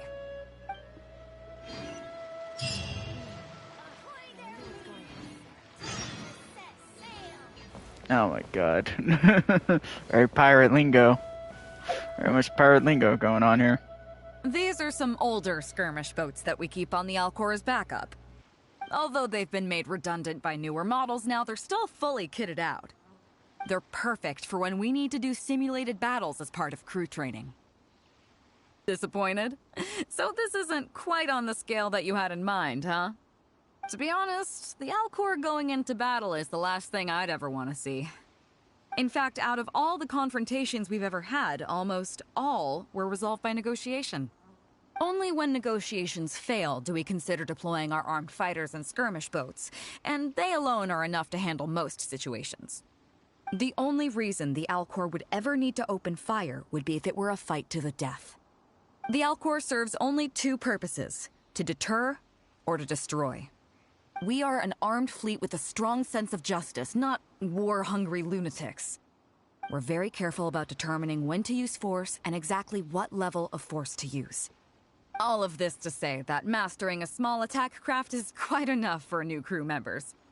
Do you have any experience piloting small armed vessels? You mean you can do the jobs of a helmsman and a gunner simultaneously? Wow, that's quite an achievement. Even in the Crux, there are few who can do that. Seems like you're a natural. In that case, I'll skip the basics on how to operate your craft. The goal of this exercise is simple. Steer your skirmish boat along the prescribed route and return here within the time limit. You can start when you're ready. I'll be waiting here so I can observe your skills.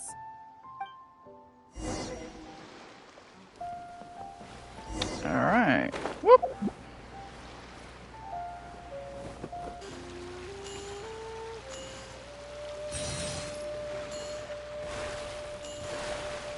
There we go. Oh god, I'm just thinking of 1.6 immediately.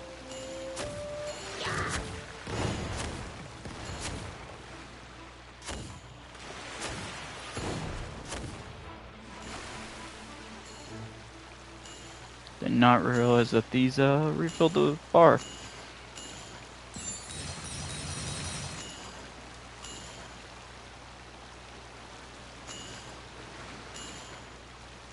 There we go.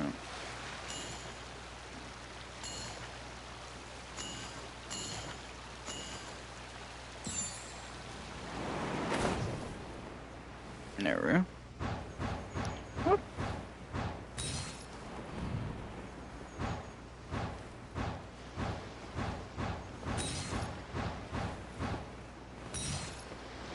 Whoop. Ta-da! Nicely done. That was a joy to watch. Perfect timing on the turns, you kept your craft stable on the straightaway. It was like watching a well-rehearsed show. All right. It's high time I introduced you to some of the more serious business that the Crux takes on. Come with me. We're going to Liyue Harbor.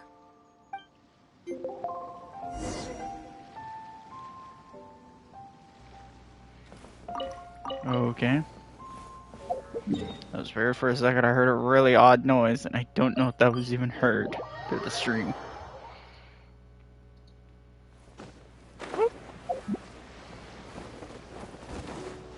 Alright.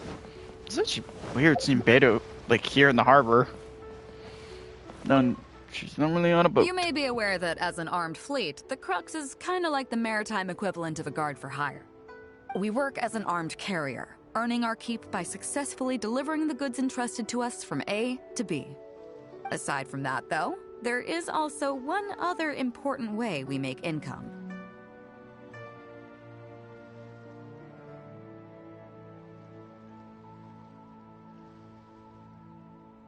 Actually, it's trading. In certain kinds of goods. Hey, my hotshot accountant. Nice of you to join us. Cut it out, boss. Juza sent me here with a message. He says preparations are now underway. If you give me the all clear, I'll head straight over. Okay. Be careful. Well, she has something to take care of. Mora Grubber was right, though. The other important side to our business, the less official side, is doing exactly what merchants do. Importing here, exporting there. The only difference between us and regular merchants is that our transactions aren't entirely above board. You'll see what I mean by that shortly. I'm taking you to see one such transaction for yourself. Come on, let's go meet our trading partner for the day. Alright.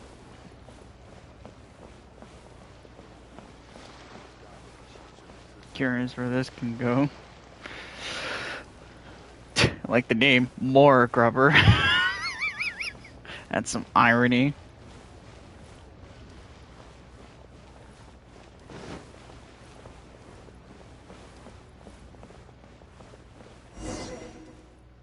fresh seafood! Fresh seafood! Catch it while you can! What do you have? Hello there! Here at Nay's Professional Fishmongers, we've got everything you could ask for. So what do you need? I want a bass head with all the teeth removed. If there's a single tooth in there, I don't want it. Huh? You know bass have pharyngeal teeth, right? In the throat? How do you expect me to get all those out? Then I'll have a bass trunk with 2 swim bladders. Again, if it's short by 1 swim bladder, it's not the bass I want. You're not making this easy for me. 1 bass means 1 swim bladder. Afraid that's not up to me. Okay. Then I'll take a bass tail with scales that are yellow on the outside, black on the inside. Also, it's gotta have a total of 81 scales. That's 7 times 7, no more, no less. What kind of fish scales are yellow outside and black inside? You sure this is a fish you're talking about? In any case, you can try all you want, but 7 times 7 is never gonna get you 81. Pardon my asking, but you're not a fish expert, are you? I'm sorry, ma'am, but I'm afraid I don't have any of the things you're looking for. Look, I'm a professional. So are most of the people I serve. I can accommodate anything they ask for. Seems you two are amateurs. So I'm sorry, but you'll have to go someplace else. Anywhere you'd recommend? Like I said, Nay's Professional Fishmongers is for professionals.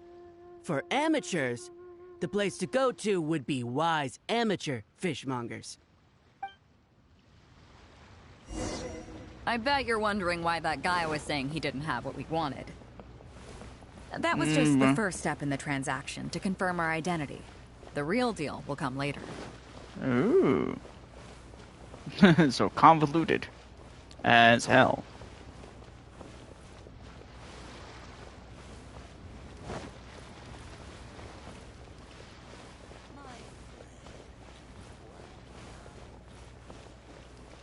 What did I hear off in the distance?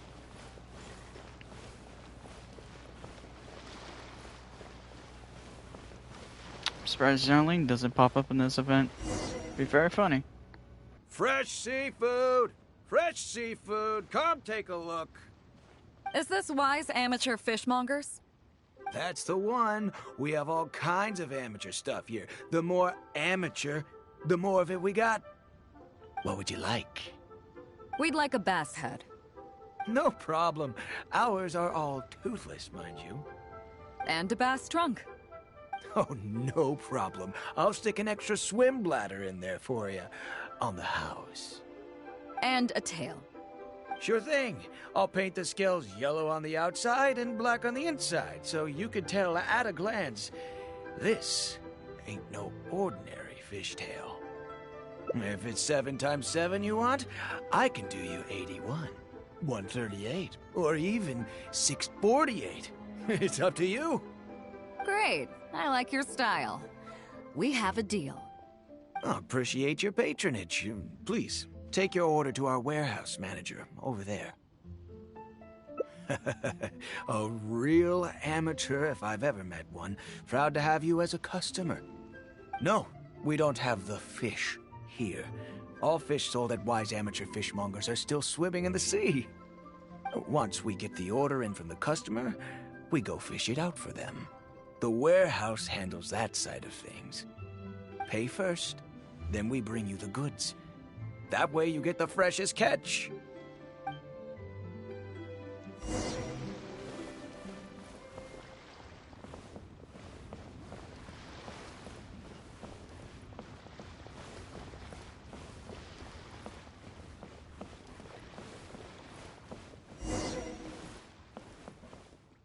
Are you two here to collect your order, huh, Beidou? Yes, sir. We're here about that bass. I didn't expect you to come in person, but we still need to follow procedure. The bass you want is not a standard specimen. Our fishermen need to wait for the right moment to catch it. You know the rules, I take it? Of course. Oh, well, as you know, timing and location are everything when it comes to fishing. You have to wait till all the conditions are just right. That means the tide, the moon, and the wind. So, let me ask you this. When will the tide come in? The fishing song will sound out at midnight. How drunk will the moon be before the party's over? It won't stop while the Star of Death shines. I see, yes. Which way will the sea breeze be blowing? The breeze should be bound for Guyan. All right, then. Well received. I'll go and make arrangements. Great. I think that wraps up everything we needed to do in Liyue Harbor. Let's head back and wait for the delivery. The 3 people we just met are our business partners. Nay's professional fishmongers and Y's amateur fishmongers are just cover names. The bass, obviously, is the code name for the goods. The numbers of teeth, swim bladders, and scales all represent different specifications. Meanwhile, the conversation I had with the warehouse keeper was the instructions for the deal itself. Let me translate it for you. Tonight at midnight, the deal will take place in Guyan Stone Forest. The Alcor will wait there as long as needed. As for what the actual goods are, well, you'll see tonight. What if I were to say yes? What would you do then?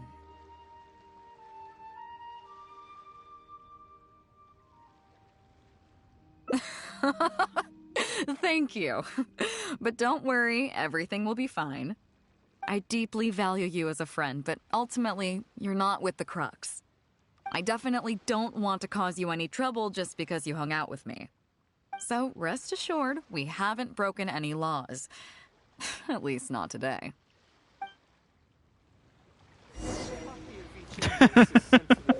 That's funny. It very quickly went from like, oh no.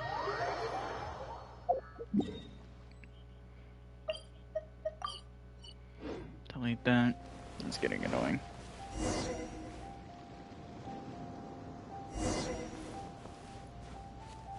Alright. What's going on here? What is this camera angle? I'm a little concerned. Captain Beidou, you gave me quite the surprise when you showed up in person earlier today. Well, my friend is visiting, so I wanted to show her how the Crux handles some of its important business. I see. You two must be close. You got that right. Now, down to business. Have you brought the goods? Yep, all here. Please, feel free to take stock. Stop! Nobody move! We have received certain information pertaining to a potential illegal business transaction at this location. Apologies, Captain Beidou, but I'm going to need to inspect those goods.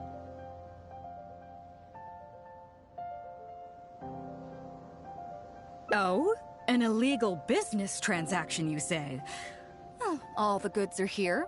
If you have any suspicions, please inspect them at your leisure. Captain, everything's been checked. It's just a bunch of potatoes, flour, and so on. And all the paperwork checks out too. Huh? Everything's been checked thrice over. There's not a single contraband item here. The paperwork was approved by the Ministry of Civil Affairs and the tax declarations are all in order. Looks like you've managed to clear everything up. I suppose we can put this down as a simple misunderstanding. Yes, apologies. This was a mistake on our end. Come on, let's go. Bravo, Captain Beidou. This was rather ingenious. Seems like your friend still has a little catching up to do. I know you have a lot of questions. Come on, take a walk with me and I'll lay it all out for you.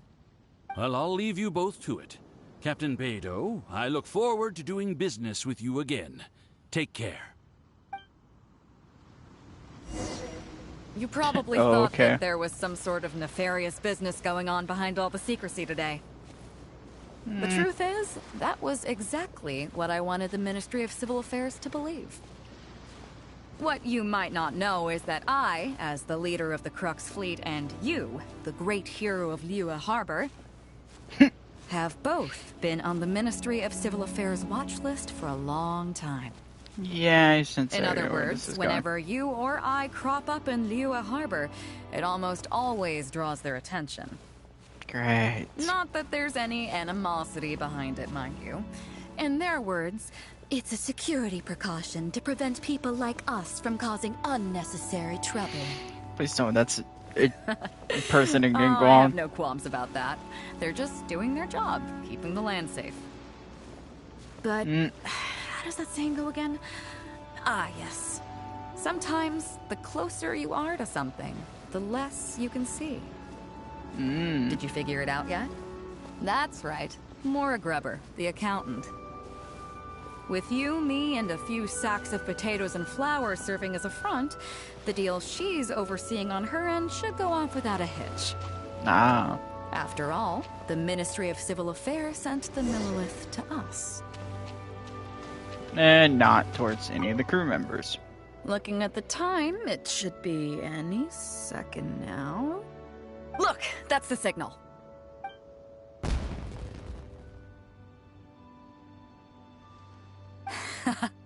Tonight's real deal is officially done. Do you have any more questions? I feel Ningguang is not so You're right. beautiful. Never underestimate her. But as long as we don't take things too far, she won't look into it too closely. She knows that neither you nor I would do anything to harm Liyue. In any case, there's another higher-level watch list at the Ministry of Civil Affairs above the one we're on. It's top secret. Even I don't know whose names are on it. But I do know that the individuals and organizations on that list are the ones the Qixing are really wary of. I've gotten off topic. On some level, Ningguang and I are actually business partners too. Reason being, I'm the only one who can get her some of the more obscure treasures she wants. It's complicated. All you need to know is that what might be easily attainable for some people can often be a lifesaver for others who can't get their hands on it. That's where we come in. It's as simple as that.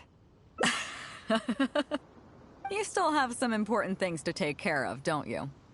As long as you don't know what I was referring to, you'll be safe. So, I'm sorry, but I can't tell you for now. Of course, if the day comes when you've traveled to every corner of the world, found your sibling, and neatly tied up all your loose ends along the way, you're welcome to come back here and I'll tell you all about it. You'll always be welcome in the Crux fleet. I hope I get to see you on board again someday.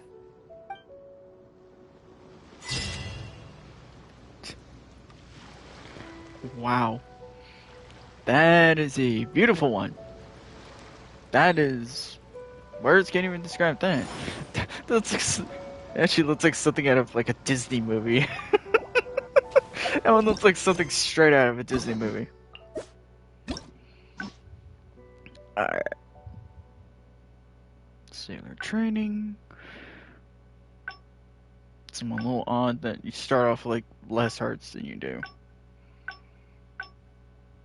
Let's do that again. I assume that one is the picking. I assume the other option. Whoops. Chief Mate Juza's breaking in the newcomers, but I think we can spare you the tedium of that. After this, the new crew members will be one team will learn They will serve as the support team for the That's right, as one might expect. Also, they're responsible for So, what do you think? As I expected, you have a will to protect others. There are two main subjects that the Shield of the Crux focuses on: survival knowledge and entertainment. As I was saying earlier, survival knowledge includes prevention of injuries and diseases at sea, navigation and cartography, basic meteorology, etc. You can go learn about these skills from Yinxing, Huixing, and Liushi. They're all seasoned hands in their respective fields. Each sailor has their own strengths and weaknesses. I'm no rookie, of course, but you shouldn't underestimate the knowledge of the crew. If there's anything I'm most proud of in the fleet, it's my people. Go and get to work. I'll have some questions to test you later. I look forward to seeing how you do. Alright. Assume, yeah, that's it. I can't wait to see how you...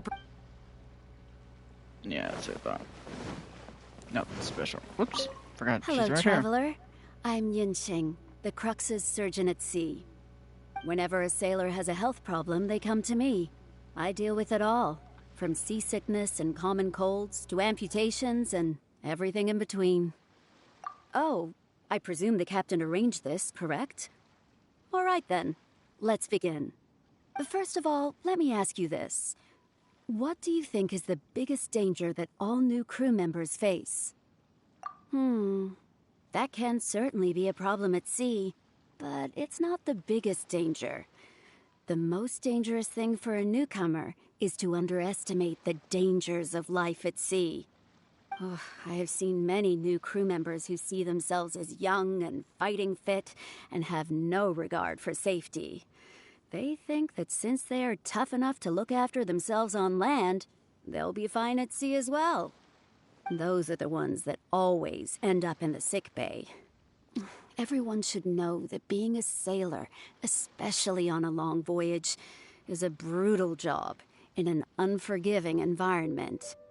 We have to face malnutrition when we're short on supplies, all kinds of injuries and diseases that the harsh ocean weather can bring, and even the psychological problems that can arise due to isolation and the lack of entertainment. To make things worse, the lack of medication and treatment options at sea can result in even minor health problems becoming serious, or even fatal. Oh, you probably thought I was joking, right? Well, that's not surprising. Most newcomers think the same way. But hopefully you now realize that with a little extra precaution, a lot of these things can be avoided. Well, I think that's enough for you to think over for now. Is there anything else you would like to know?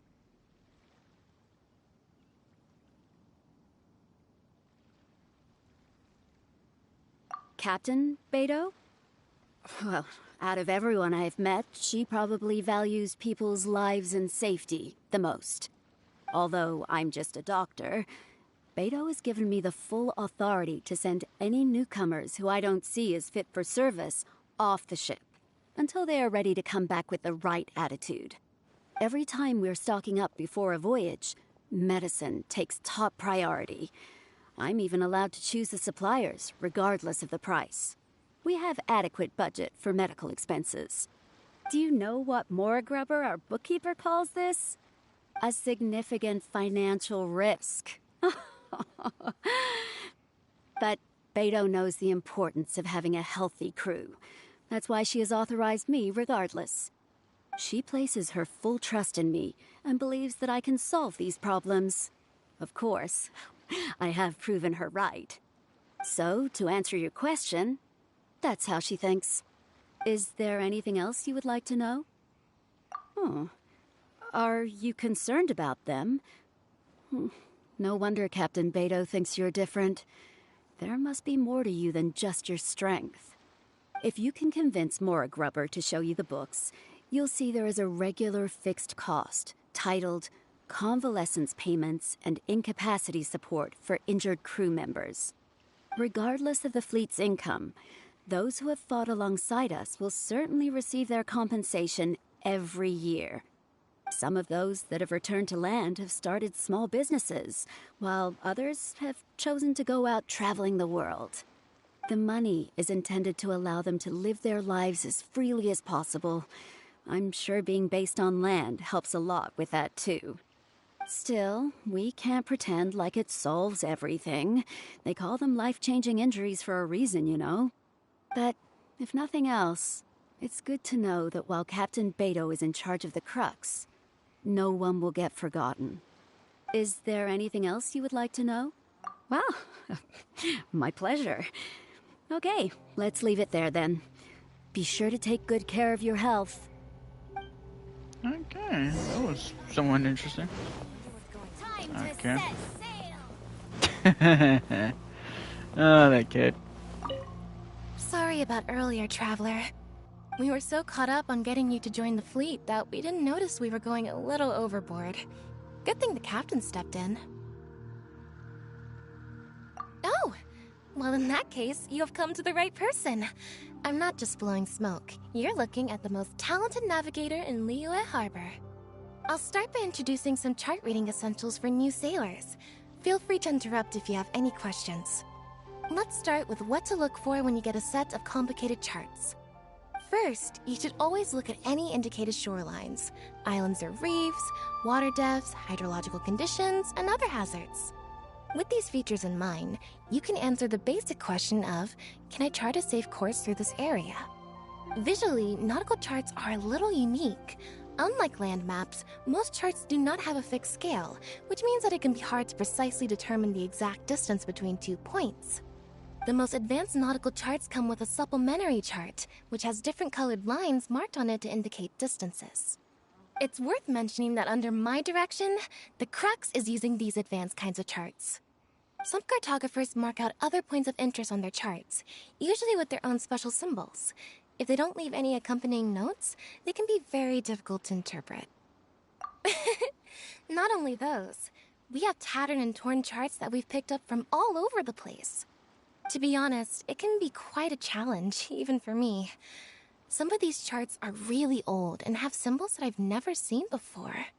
But if we don't decipher them, we will certainly miss many secrets of the sea. Fortunately, we have the captain with us. She managed to find some ancient books on semiotics that I can use to study the charts further. I don't think anyone other than our captain could manage to get these kinds of resources. Old charts and ancient books on semiotics are not the kinds of things that are sold in your average marketplace. Oops, I've gotten off topic.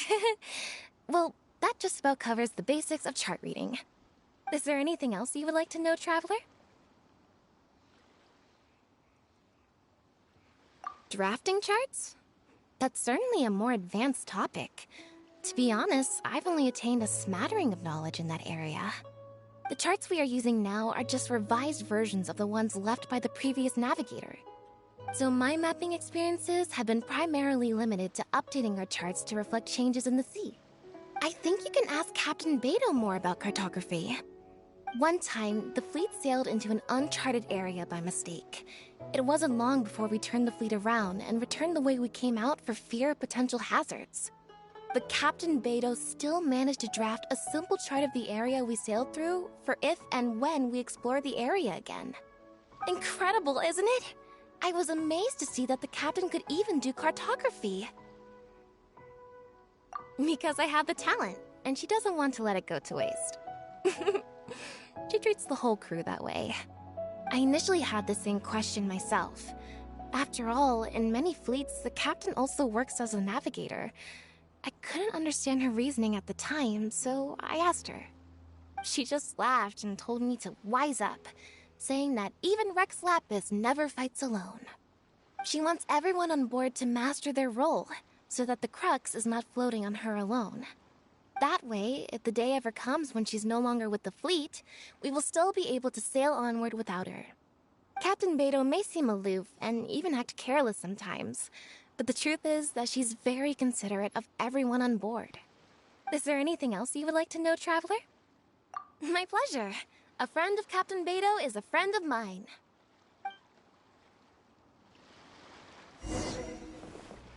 Alright. Now it's the next person. Where? Oh, is this the person? Yeah. And now to climb. Top of the boat. Up to the crow's nest we go.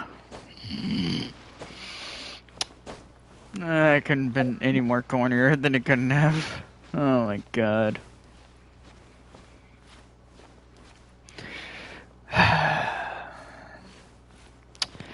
I'll sadly be walking the plank for that one.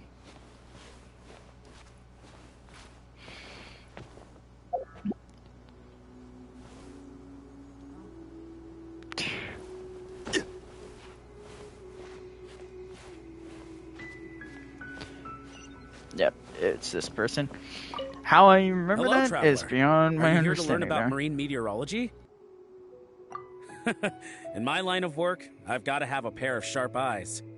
I saw the captain showing you around the training grounds, and then you went to see Yingxing and Huixing. So I figured that she probably wants you to get to know the life of a crew member. Okay, let's get started. First, I'll introduce you to the basics of meteorology. Marine meteorology basically means keeping tabs on the weather as well as other ocean phenomena, so things like sea fog, storm surges, waterspouts, and so on. These are all potential threats to safe navigation.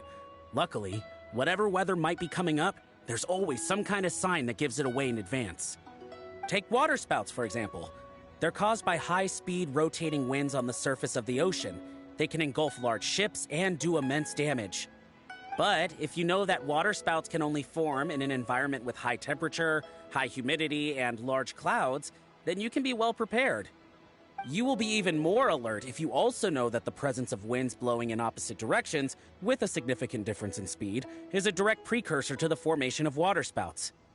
And most importantly, if you spot a small white vortex emerging from the clouds, you should immediately notify the crew to steer clear of what's ahead. So there you go. Those are the warning signs of waterspouts. I am proud to say that over the years, I haven't let a single one sneak up on my watch. Well, I'm good at reading the sea, but I'm not as good as the captain when it comes to reading people. Do you know the small fishing village next to Wangshuin? I heard that when Captain was a kid, she worked there fishing with the adults. Later, she made her way to the harbor where she struggled to make a living. Managing to survive in an environment like that as a kid is solid proof of the captain's capabilities. If it wasn't for her, I never would have dreamed of taking this job. She gave me confidence and told me I could do it. You may not have heard, but I'm best known outside the Crux fleet for a slightly infamous story involving me, third-round knockout, and a few too many. Who would ever have thought that the rookie sailor who fell drunk into the sea and became a laughingstock among their now former crewmates would then go on to become a lookout for the Crux? But it's the unbelievable truth. It proves that having skills alone is not enough. You need someone like the captain who is a good judge of character. Find me anytime if you want to know more.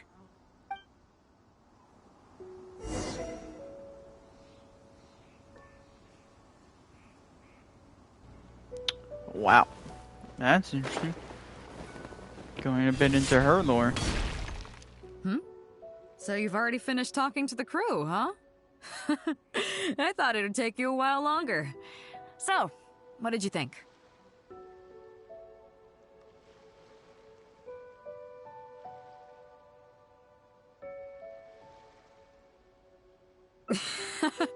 There's that modesty of yours again.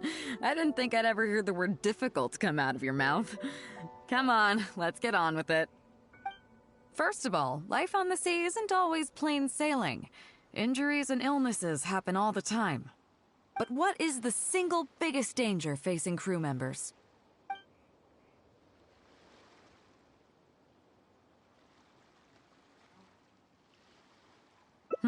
Is that your final answer? All right, on to the second question.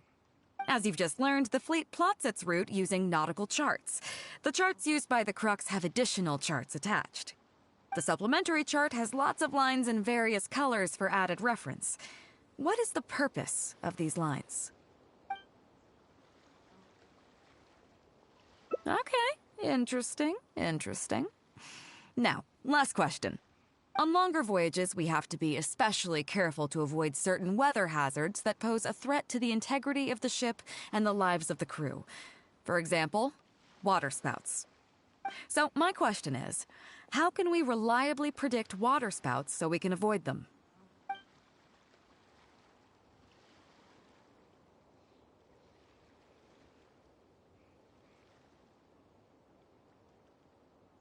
Okay, those are all my questions. Do you want to know how you did? I gotta say, each time I think I've wrapped my head around how great you are, you surprise me with something new. You got them all correct. They weren't the most difficult questions, but they weren't ones you could bluff your way through either. You've clearly been paying attention to my crew. Okay then, now it's time to apply that endless talent of yours to learning some new recreational activities. Don't worry, all our recreational activities are respectable and, above board. You need to realize that being out at sea might be fun for the first few days while everything's new, but before too long, looking at the same old sea every day and being so isolated from everything can really cause people to struggle mentally. That is why regular recreational activities are an absolute necessity. We offer a lot of fun courses for our newcomer training, including fishing, photography, chess. Oh, and thanks to Kazuha, these days we also offer poetry and music appreciation, as well as communal wind listening. Each newcomer has to participate in at least one, so that they've got some way of keeping themselves occupied at sea further down the line. Of course, if you'd prefer wrestling sea monsters with your bare hands, that can be arranged. Well, for today, at least, let's stick to the training schedule drawn up by Juza. If I remember correctly, it should be photography today. Come on, I'll show you. Ooh, photography. That's already got my attention. Listen up, everyone can go back and call it a day. The photography session has been postponed. What's going on here, Juza? Oh, Captain, there you are. Well, Captain, the photography teacher just sent word saying that she's fallen ill and doesn't want to risk coming in case she keels over in class. I see. That's quite unfortunate. Oh? Quite the multi-talented one, aren't you? In that case, why don't you help us out and lead the class today? Yeah, unfortunately, the original teacher canceled at short notice, so there's no time to schedule anything else instead. It would be great if the Traveler could step in as the teacher for the day. Great! It's settled then. Juza, let's muster everyone over here to meet the new teacher. Yes, Captain.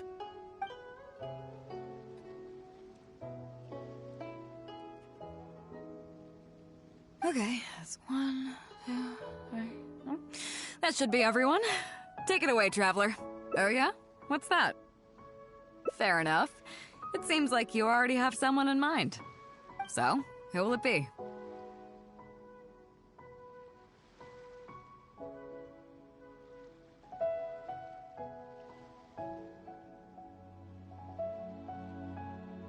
Me? Well, we could do that, or... Guyunstone Forest looks extraordinary today. It'd be a pity to not capture the scenery for posterity. So how about we snap Guyunstone Forest for today's class? Then there'd be no need for a model. Come on, Captain. We talked about this. The photography class is supposed to be portrait photography. Have you forgotten? Scenery looks nice at first, but it gets boring after a while. I bet it'd keep the crew more entertained if we got them learning portrait photography so they could record moments in each other's daily lives. Those were your exact words, Captain. Were they now? Strange. I don't seem to remember anything about that. Well, then in that case, how about Huixing? I bet she's perfect for the camera. Or Fuzhong. Or Mora Grubber. Even little Yue. Seriously, Captain? Little Yue? You're just trying to wriggle your way out of this. This isn't like you. You are the captain, after all. Of all of us, you're the best suited to being a model. I agree. You were the one who invited the Traveler to be the teacher, so you should cooperate, Captain. Besides, Captain, you've never had your photo taken. It's high time you got one. You know, a heroic and striking kind of picture. We can even use it to promote the fleet during recruitment. Real funny, guys. Well, if you say so. I'm not one to spoil the fun. So, what do I do now, Traveler?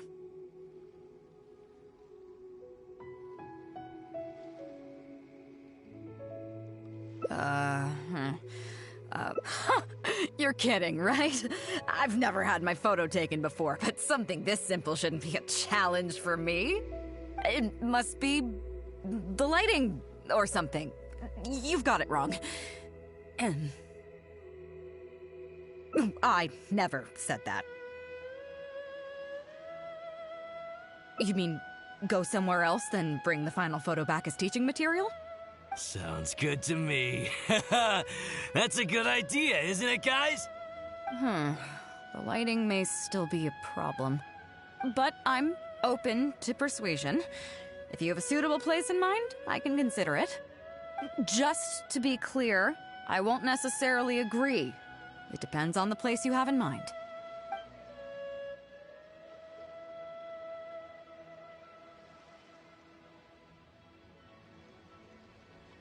The fishing village near Wangshu Inn? That place is deserted now, isn't it? How do you even know that place anyway? It's tiny. I don't think I've ever seen it on a single map.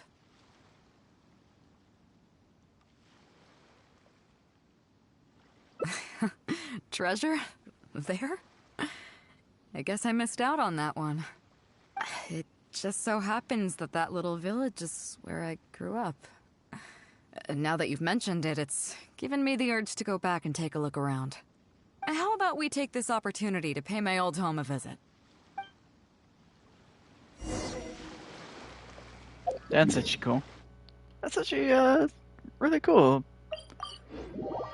That's really cool and clever, playing into the aspect about her lore. I hope this is how Hangout events are down the line in the future, that they do this. They start incorporating more of the character's lore into it. Because I feel like this is more heartfelt. Sorry, Slimes. I ain't got time for y'all.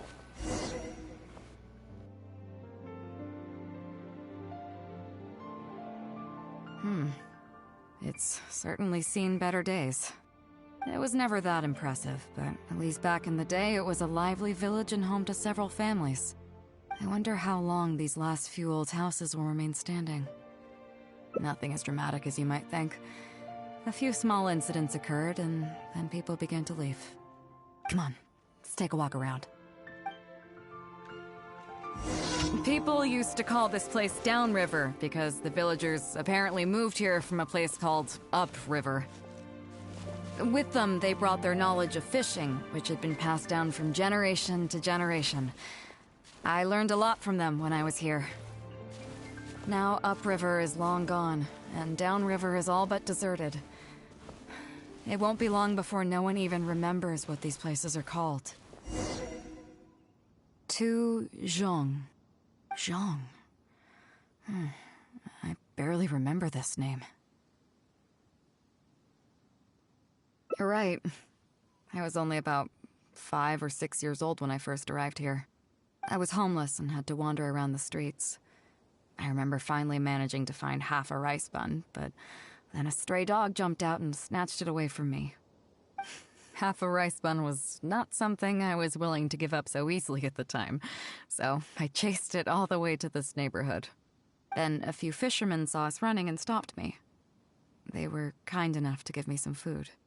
Seeing me stop, the dog also stopped running. But straight away it keeled over and never got up again. Maybe it was too tired, or maybe it had starved to death. I went over and saw that the dog still had the half rice bun in its mouth. It didn't let go even at the very end. Poor thing. Had I known the dog was so weak, I would have let it take that half rice bun. I could tell they were wary of me at first. I was the dirty little kid who had just chased a dog to death over some scraps of food. But I got lucky. The village chief took pity on me and brought me to their home. That's how I ended up staying here. Do you know what the name Beidou means? Come on, I'll explain along the way. About a year or two after I arrived, the village chief fell ill during the winter and passed away. During that same period, the harvest was getting worse and the fishermen's catch was getting smaller day by day.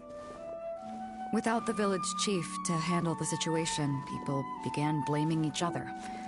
There were even rumors that some families had been overfishing and leaving nothing for the rest of the village to catch. But in the end, they all turned on me, saying that they shouldn't have ever taken me in. They said I was bad luck. They pointed to how that dog died on the first day I arrived. Next thing you know, the village chief dies, and then all the fish die out. They said I was a living curse, and the downfall of the village was all my fault.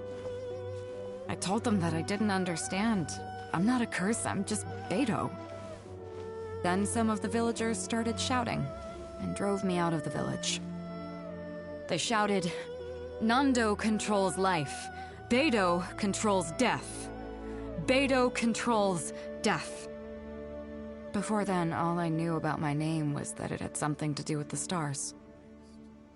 It wasn't until then that I realized that Beidou was a constellation. And the Alcor, one of its stars, was an omen of death. Here we are. This is the old house of the village chief. I bet he never expected that the little girl he took in would grow up to be seen as a curse that brought about the village's total destruction. What do you mean? Is that all? And let me guess, you got to Inazuma and the Electro Archon's Gnosis was taken as well? Well, you seem to wreak havoc on a grander scale than I ever could.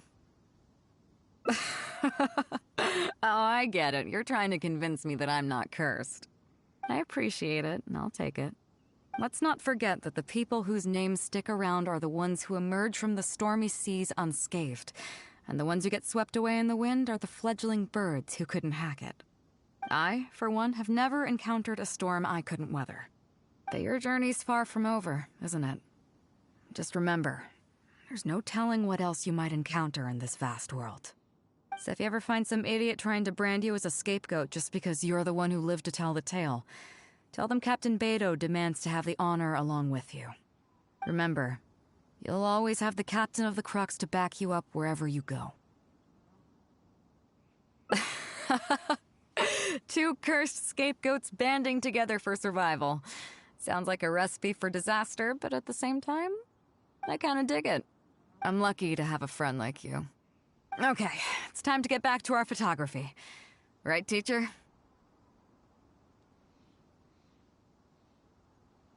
Come on, let's not waste any time. Get it done while you can before I change my mind.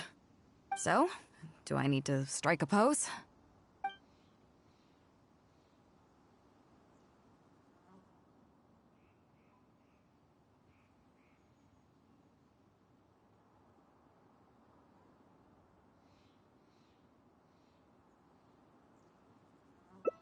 What?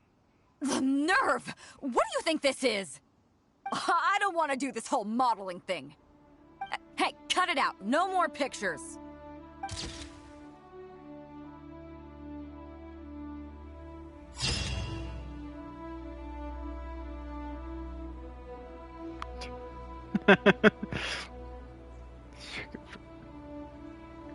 Good with who again? That's a good one. That's a good one. Oh my god. That's hilarious. Also, by the way, bye. Here's Becca! Don't get too close! Moments of birth! Steady as stone. This is just like overkill at its finest.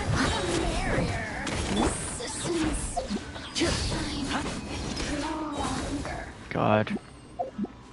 There we go. That's not even like all the endings. Oh god.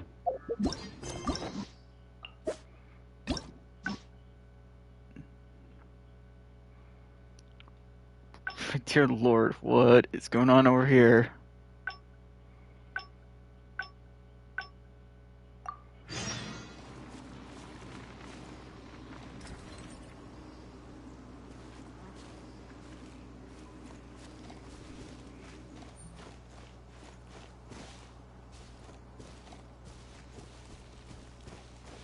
Okay, I guess this one has like 2 endings to it. That's really funny. Here we are. I bet he never expected. What do you mean? Is that? And let me guess. I find this part strange how we just blatantly say stuff like that. I appreciate it. No, let's not forget But I that guess the everyone people whose knows names what stick that is. around are the ones who emerge from the stormy seas. I, for one, have never encountered a storm I couldn't weather. But your journey's far from over, isn't it? Just remember, so if you ever find some idiot, remember, you'll always have the captain of... I kinda dig it.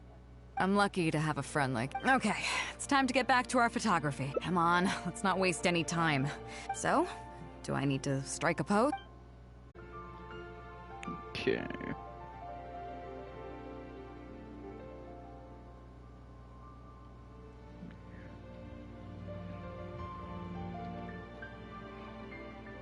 All right. How about this? Oh.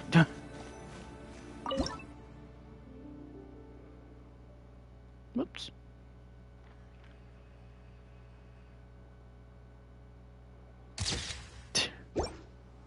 There we go. So, is it done yet? Please don't tell me that it looks weird.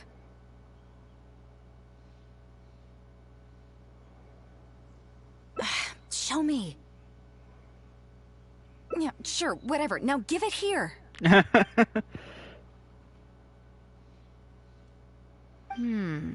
Yes. I see. All right. On behalf of the Crux, thank you very much for your photography class today. You've been an excellent teacher, and I couldn't be more satisfied. Now, as captain of the Crux, I am exercising my official right to requisition this photograph for future promotion and recruitment purposes. So I'm afraid I'll be holding on to this. That's fine with you, though, right?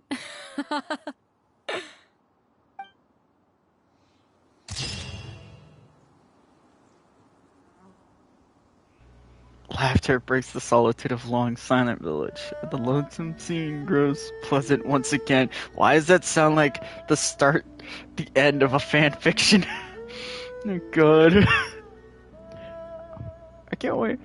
I can't imagine what this... I feel like there's something I forgot what that to do. looks like with the... with Aether. But I'll probably find out. That one was very funny. God, looking at that route, that one's so long. Tidy the courtyard, put the tea on. It's probably just my mind playing tricks on me.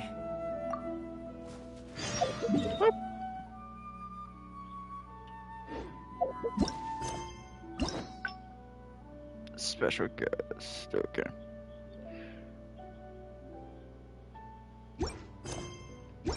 Okay, there we go. I don't know why I'm bothering, because I'll know which one. I already did.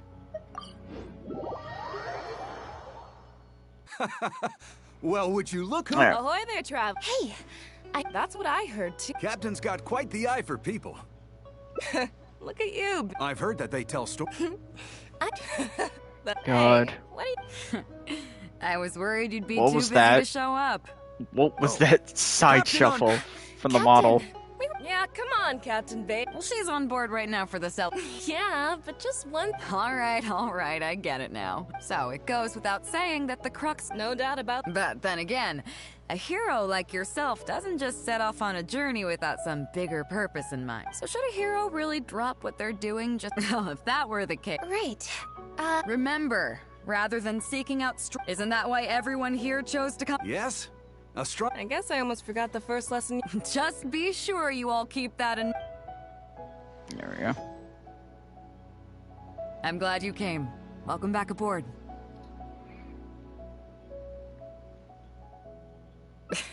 Thanks. I'll take that. Some rumors have it that the leader of the Crux is so powerful that she could slay the mighty Leviathan Haishan without breaking a sweat.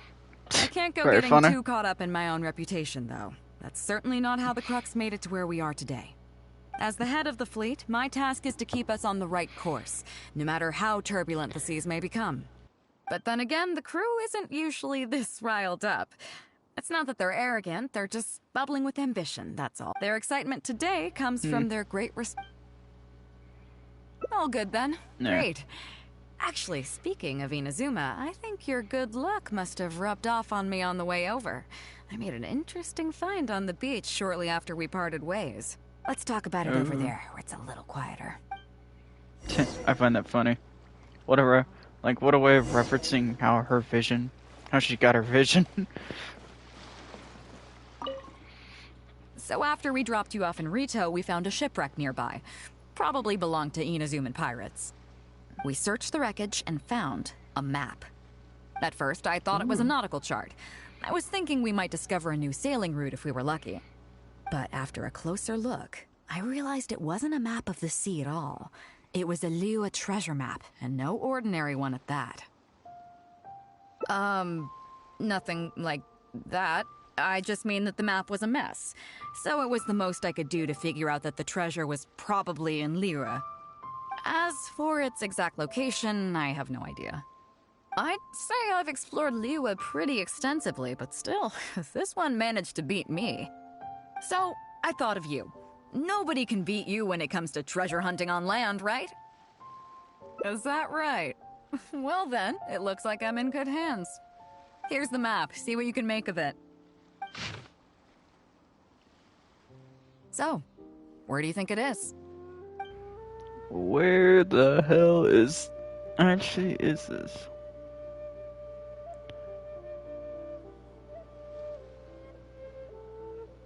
Let's do the first one. Lily Plains. Huh, I never would have gotten that. How can you tell?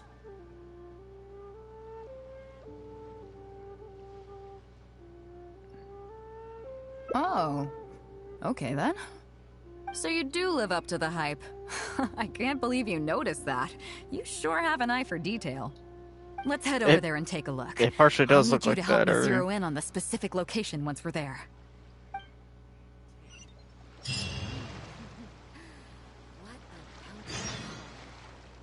Alright. Whoop.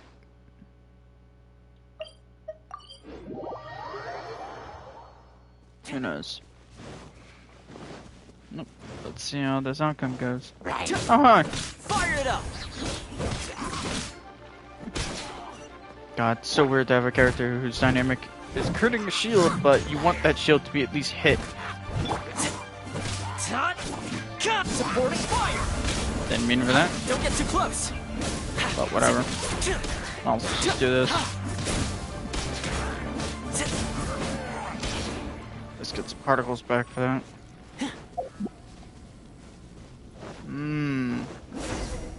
Oh. Keep digging, boys! Once we have our hands on the treasure, everyone gets a share! You can all hold it right there! Huh? Who's that barking orders? Do you know who you're up against here? Keep going if you got a death wish. What the? It's Captain Beidou. Run, boys, run! Nobody move. Captain Beidou, Lord of the Ocean. This is all my fault. I didn't know who I was up against. I don't have a death wish. I swear. I got a big mouth is all. It's always saying things it shouldn't. I swear I'll wash it out with soap the moment I get back. Please, have mercy. Will you spare us? Well, spare them, at least. These guys are just trying to put food in their mouths. They'd never hurt a soul. If you need to take anyone, take me. Please, let them go. It was me that disrespected you. They never did and never would. Is that right? Fine. Seems like you've got a heart in there somewhere, seeing how you treat your crew.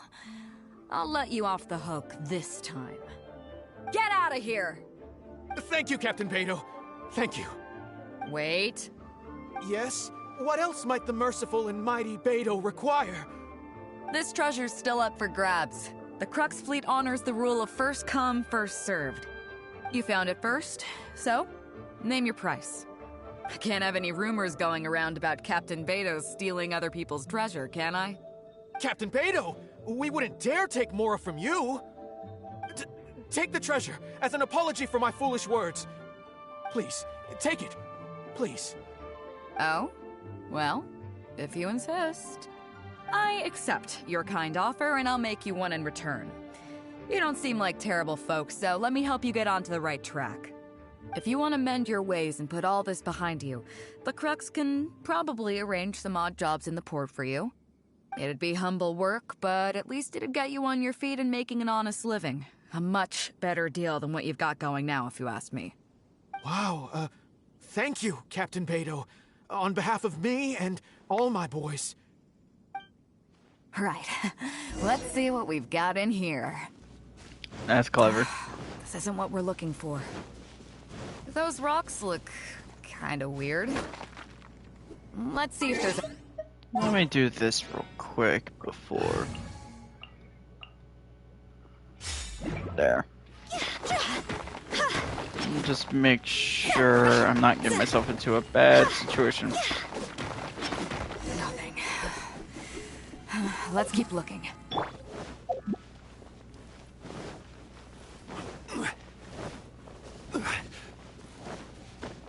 What are those hilly trolls digging for? Wait, actually, I've heard they sometimes dig for buried treasure. Let's go take a closer look. I like how, yeah, hilly trolls. Let's completely ignore the mages that are standing next to them.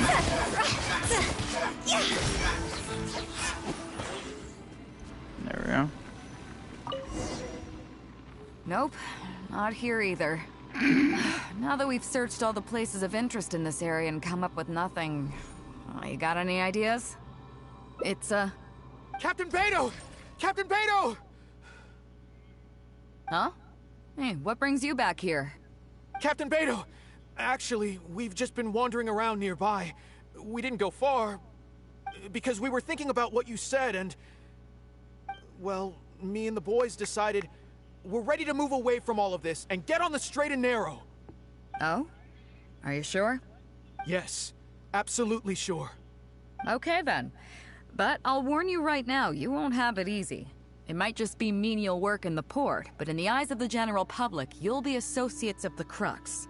So there'll be a grueling test you have to go through before you can start. I understand. Truth be told, Captain, it's only because it's you, the mighty and honorable Captain Beidou. If it had been anyone else, I don't think I'd have listened. And since you made us this kind offer, I'd like to ask, if I might be so bold, is there any hope at all for us to become full members of the Crux in the future? Even the tiniest shred of hope? Well, there's no place in the Crux for delusions of grandeur, that's for sure. But then again, everybody has to start somewhere. So, it comes down to you. If you manage to impress me and earn the respect of my crew, then yeah, nothing's impossible. Thank you, Captain Beidou. Thank you 1,000 times over. I couldn't help but notice you were searching for something else. It still hasn't turned up? Why? Do you have any clues? We heard about 2 treasures, both in Guili Plains. We were still looking for the first one when you found us. So maybe the other one might be what you're looking for. Not too far from here, but I'm just not sure of the exact location. All the info we got about this treasure came from the black market. The answer's hidden inside a poem which goes like this. Drunkenly I gazed at the ruins long forsaken, and lay beneath red leaves whose branches cast a crooked shade. The dusk sun shone upon the sea as I awakened, but Guyon stood twixt weary eyes and the sight of home they crave. As for the ruins long forsaken part, I do know of some ruins near here, but beyond that line, I don't...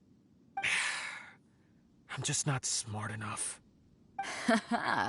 So a treasure clue hidden in a poem, huh? Don't worry, we got this. See my friend here? If they taught treasure hunting as an art form, you'd probably be calling her Grandmaster. This kind of thing's a piece of cake for her. Am I right?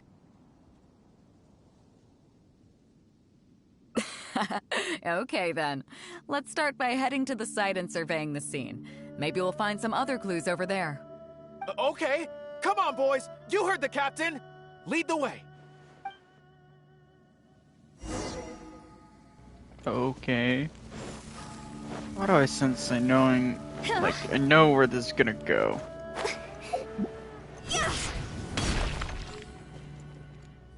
These are the long forsaken ruins from the poem. Apparently they were once full of treasure. But judging by the state of them now, it's probably long gone. It seems that we need to dig deeper into this poem. Drunkenly, I gazed at the ruins long beneath red leaves whose branches cast a crooked shade. The dusk sun shone upon the sea as I awakened, but Guyon stood twixt weary eyes and the sight of home they crave. Do you have any ideas? Somewhere you can see the ruins from. So somewhere not too far from here? Yeah, and maybe the shadow cast by the tree is supposed to hint at something. Oh, I got it! This guy fell asleep and woke up just before sunset! Dusk and the shadow of a red-leaved tree. I think we can work with that. Let's take a look around. I think we're getting close.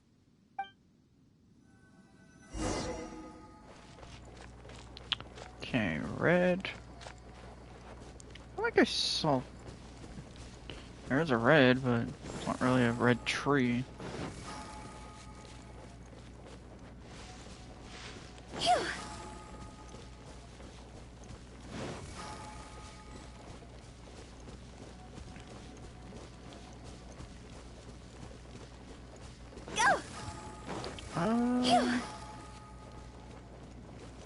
Seize the ruins.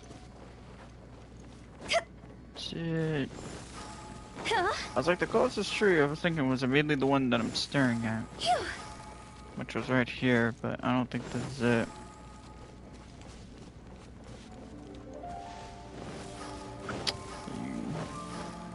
Since this is gonna take me a while to figure this one out.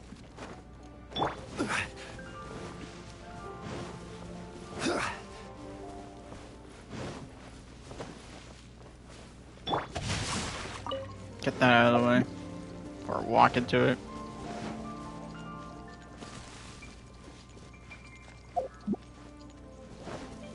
Body and mind.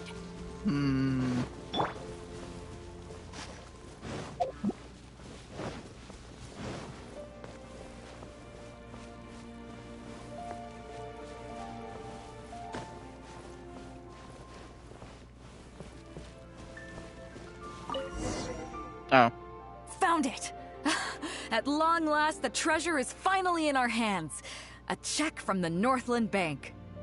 You really came through. We found the spot in no time. Without your help, I don't think I ever would have gotten my hands on it.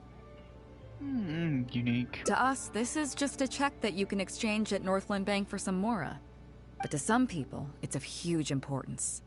When I found the treasure map, it was tightly sealed inside a small bottle along with a letter. I'll let you read it for yourself. No longer be this Finished? road before it came. Huh. Tragic fate. Yeah. I can't fault him for what he did, but the way things turned out... All I can say is, life is unpredictable. Well, let's fulfill his final wish by taking this check to where it belongs. Ooh. Oh, we can just walk over there.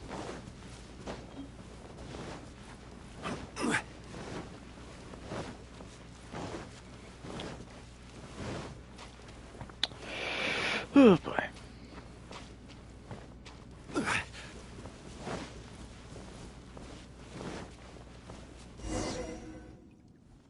Well, this is it.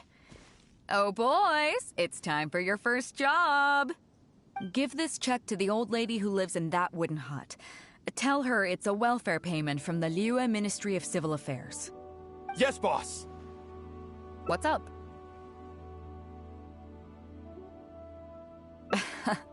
I see. But you only find sakura blooms in certain places, right? It must have been quite a bit of work collecting all these, surely. Let's just pick one, huh? One's enough to show that you care. You've already helped me out so much today. Okay, off you go then. Take her the sakura bloom along with the check. And if she asks, tell her, your child in a faraway land sends his best wishes.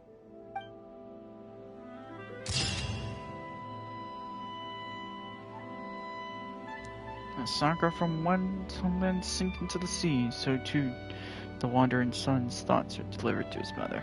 Aw, that's very heartfelt.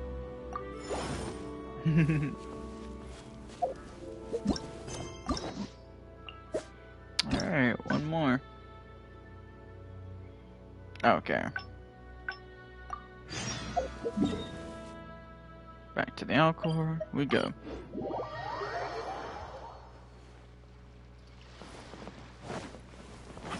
Whoop. Now let's head to the...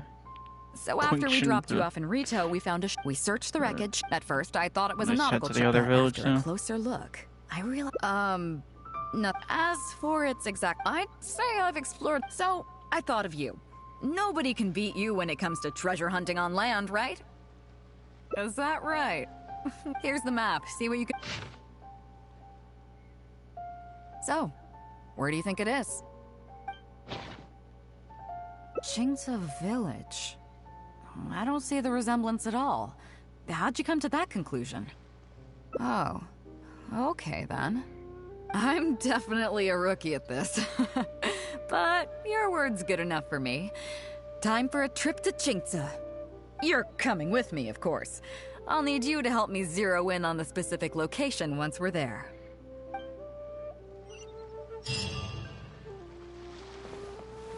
Alright. Wow. Whoop. What's going on here? Ah, Beidou! Wow, and the traveler! My goodness, what's the occasion?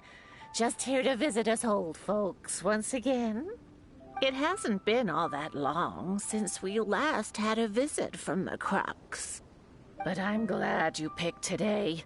You're just the people I need. These two young rascals... They've been arguing with each other non-stop about some petty nonsense or other. I'm too old to get through to them.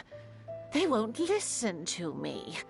Please, talk some sense into them. Rest assured, Granny Zhuoxin. Whatever the situation is, the Traveler and I will take care of it.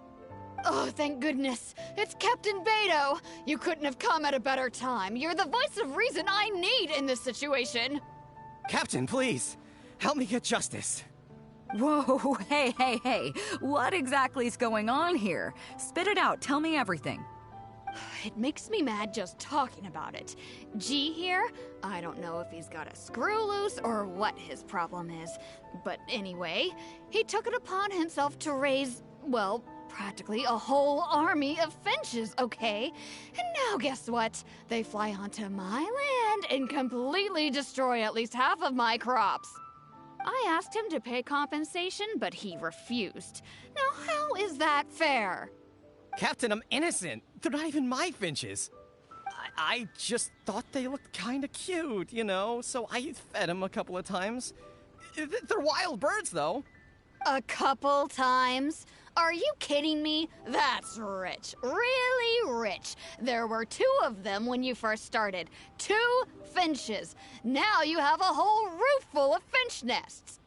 I swear, every time I come by your place, I think I'm at a bird market. I'm telling you, you are not gonna get away with this anymore. So, yeah. I mean, they laid a few eggs, made a few nests, but finches gonna finch, you know. These are wild birds. I mean, they'll do whatever they please. So that's how it is.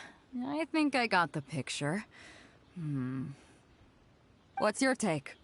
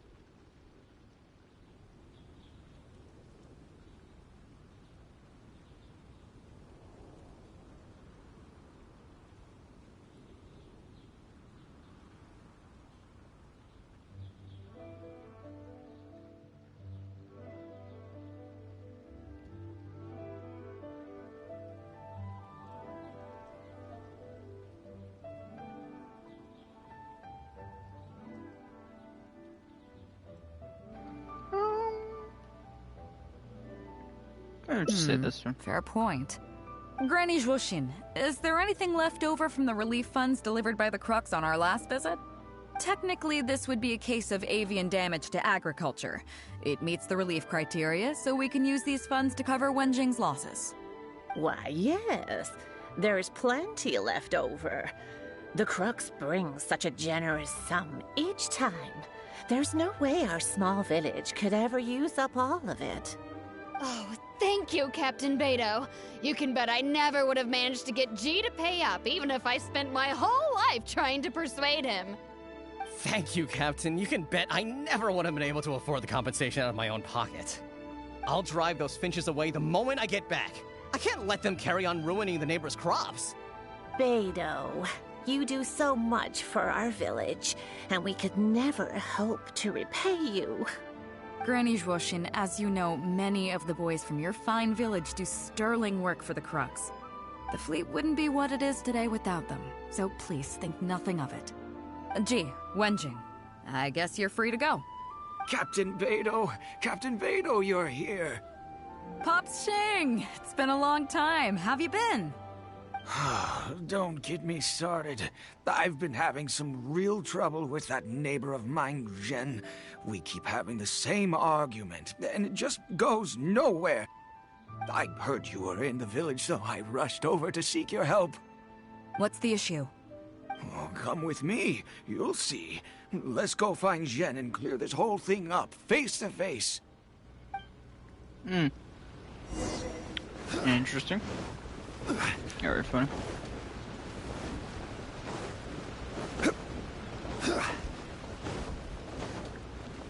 Oh, it's this person? Captain Beidou, you're here. I heard that you and Pops Xing had a little misunderstanding. So, what's up? Tell me about it.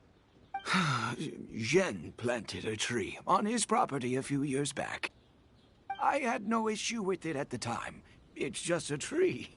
But a few years on, it's grown taller than the roof of my house.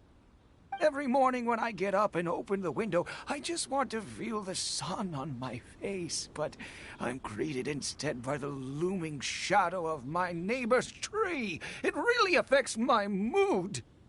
I asked Zhen to cut it down so I could get some sunlight back on my property. But he said no. It's like he's done this on purpose just to drive me crazy. Captain Beidou, you gotta believe me.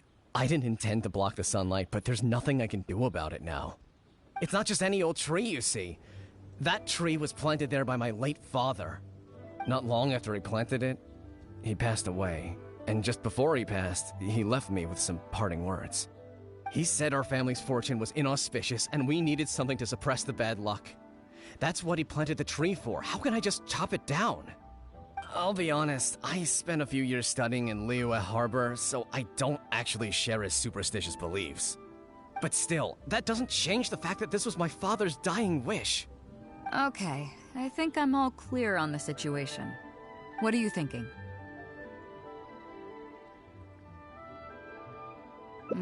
I was thinking along the same lines as you. Look, Pops, I'm not trying to make excuses for Zhen, but just try putting yourself in his shoes for a moment.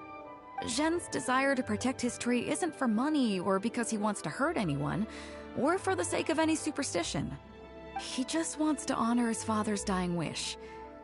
Pops, you have kids too, right? Yeah. When you put it like that. Pops, if you can agree to it, I'll have a word with Granny Zhuoxin and see about getting you some money from the relief fund as compensation for having your sunlight blocked. As for the tree...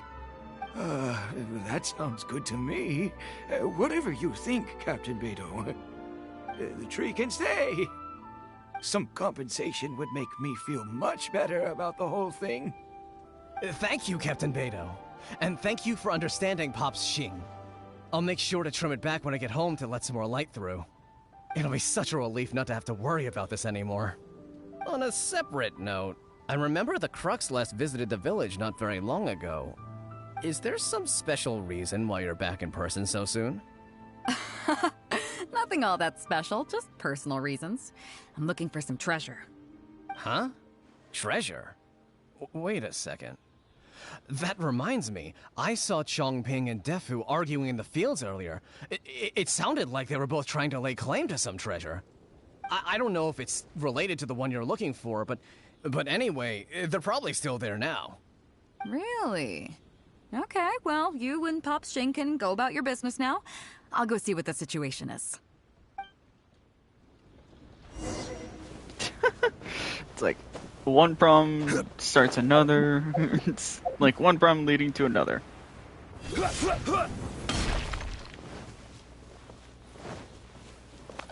What's going over here? Huh? Beidou, you're just in time. Defu's being completely unreasonable. What happened? I'm not being unreasonable, Captain. I got Chongping to help me plow my land because it's the busy season. And then, what do you know? He plows up a treasure chest. Way I see it, it's my land, so the treasure belongs to me, right? I think it's a pretty clear-cut case. You say that, Defu, but what you're forgetting is that I came to help you plow your fields out of the goodness of my heart, and you haven't paid me a single mora. It was also my plowing that turned up this chest. However you cut it, surely I'm entitled to at least some of the treasure. The domestic drama just keeps coming today. What are your thoughts? Okay, I think I'm up to speed here. If you two really want to take this further, I can get a legal expert from Liyue Harbor to adjudicate. As for the costs, I'll cover them. What do you think? Neither of you seems thrilled about this course of action. Okay, so, plan B. I'll be straight with you. The reason I came here today was to look for some treasure. Chances are it's hiding right there in the chest you're both fighting over. So, how about you two stop fighting over it and do me a favor by handing it to me? Of course, I'll be indebted to both of you. If either of you ever needs anything in the future, the Crux will not hesitate to lend you our support. Captain, you're far too kind, really. Indebted? That won't be necessary. If you want this chest, you go ahead and take it. Yep, totally agree. If only I'd known you were looking for this chest. You should have said something. I would have delivered it to you personally to save you the trip. It seems like it's been quite a busy day for you, helping us settle all our little quarrels. Come on, let's go to the village. I'll rally the masses. We'll get some good food and good drink and have a good old get-together. Don't worry about the chest. I'll carry it over.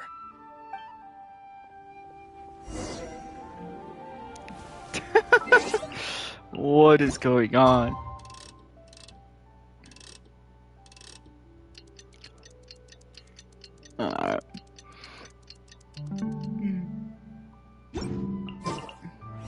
Oh, there we go.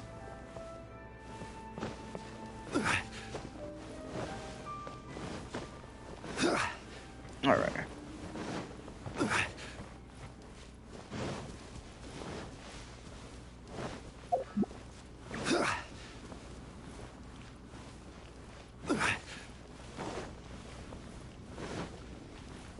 There we go.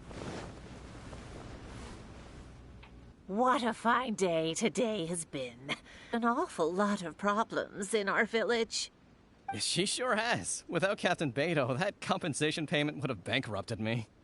Yeah, and if it weren't for Captain Beidou, I'd still be arguing with Pop Shing. Hear, hear. We have plenty to thank Captain Beidou for, I'm sure. I propose a toast in her honor. To Captain Beidou. Cheers! I couldn't ask for more than the chance to get everyone together and drink to our heart's content. Cheers!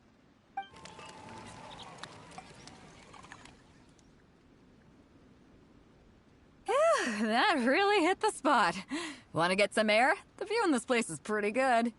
We can take a look through the contents of that chest while we're at it. Chongping placed it by the water wheel. Are you kidding? Beidou can handle her liquor. Come on, let's go.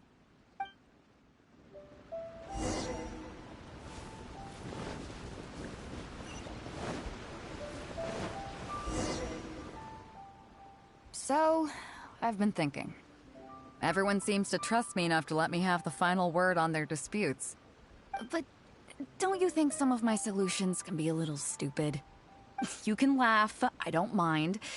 Take Chongping and Defu's wrangling over that chest, for instance. I had no clue who it should belong to, so I just came up with this stupid idea of taking it for myself. At least that way, neither of them would feel like it was unfair. But, I mean, I'm no Ningguang. I can't make a perfect deal every time. And I'm no Yanfei either. Not all my judgment calls are going to be 100% fair and square. I am Beidou, and my strength is in trading favors. You think I should be more selective? Some people think their favors are so valuable that they need to plan out how and when to use them to maximize the return on their investment.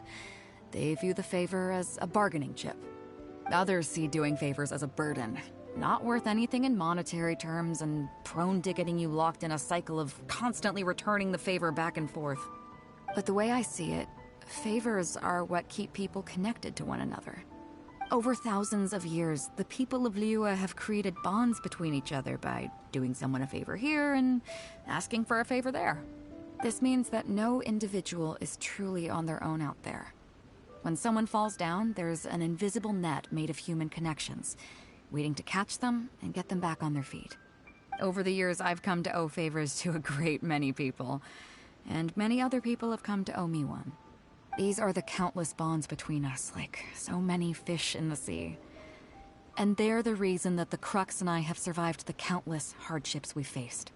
I believe that if there ever comes a day when the world is overrun by monsters, Liyue's legal system collapses and the land is thrust back into an age of war, it's these bonds that will see us all through the dark days ahead, until we come out on the other side.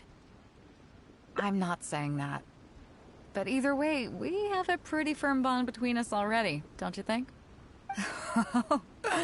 Was this wind brewed in a winery? It's making me lightheaded. I feel like I'm forgetting something. Something we were literally just talking about. Oh, yeah, the chest! Oh, I got so immersed in our conversation that I forgot all about the main event. Come on, let's open it up and see what's inside.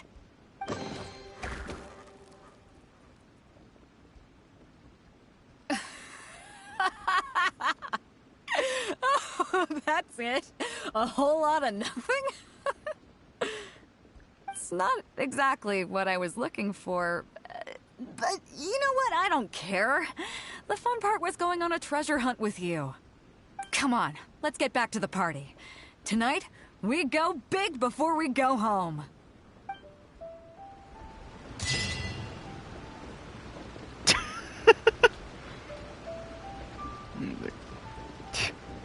My God.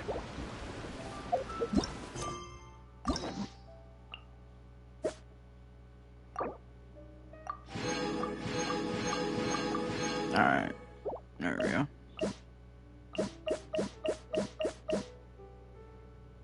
I might just do that one off stream, because honestly there's nothing special about that one.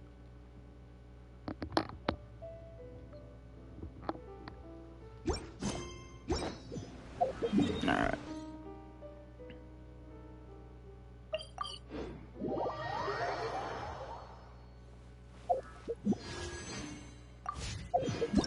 There. There.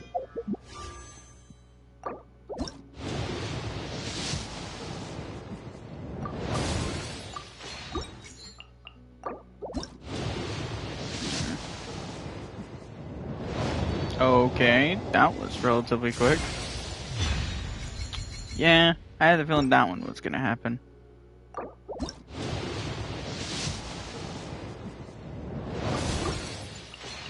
Every journey has its final day.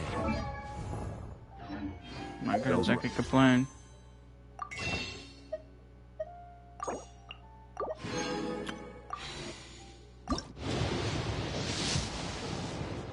There. There.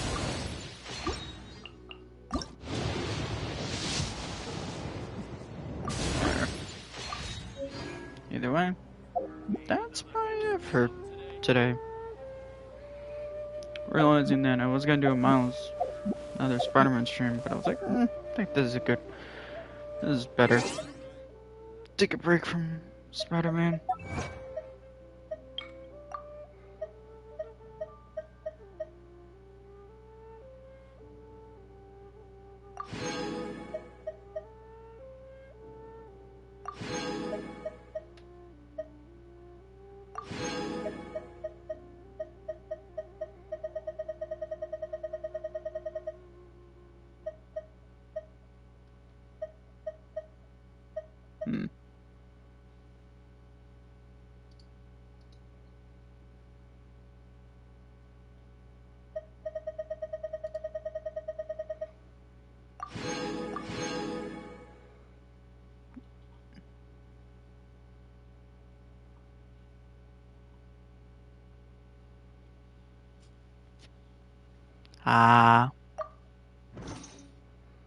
Either way, that's it for now. Whew. And the next time I'll be streaming Genshin will be the next act of the event. Hopefully. Either way, bye.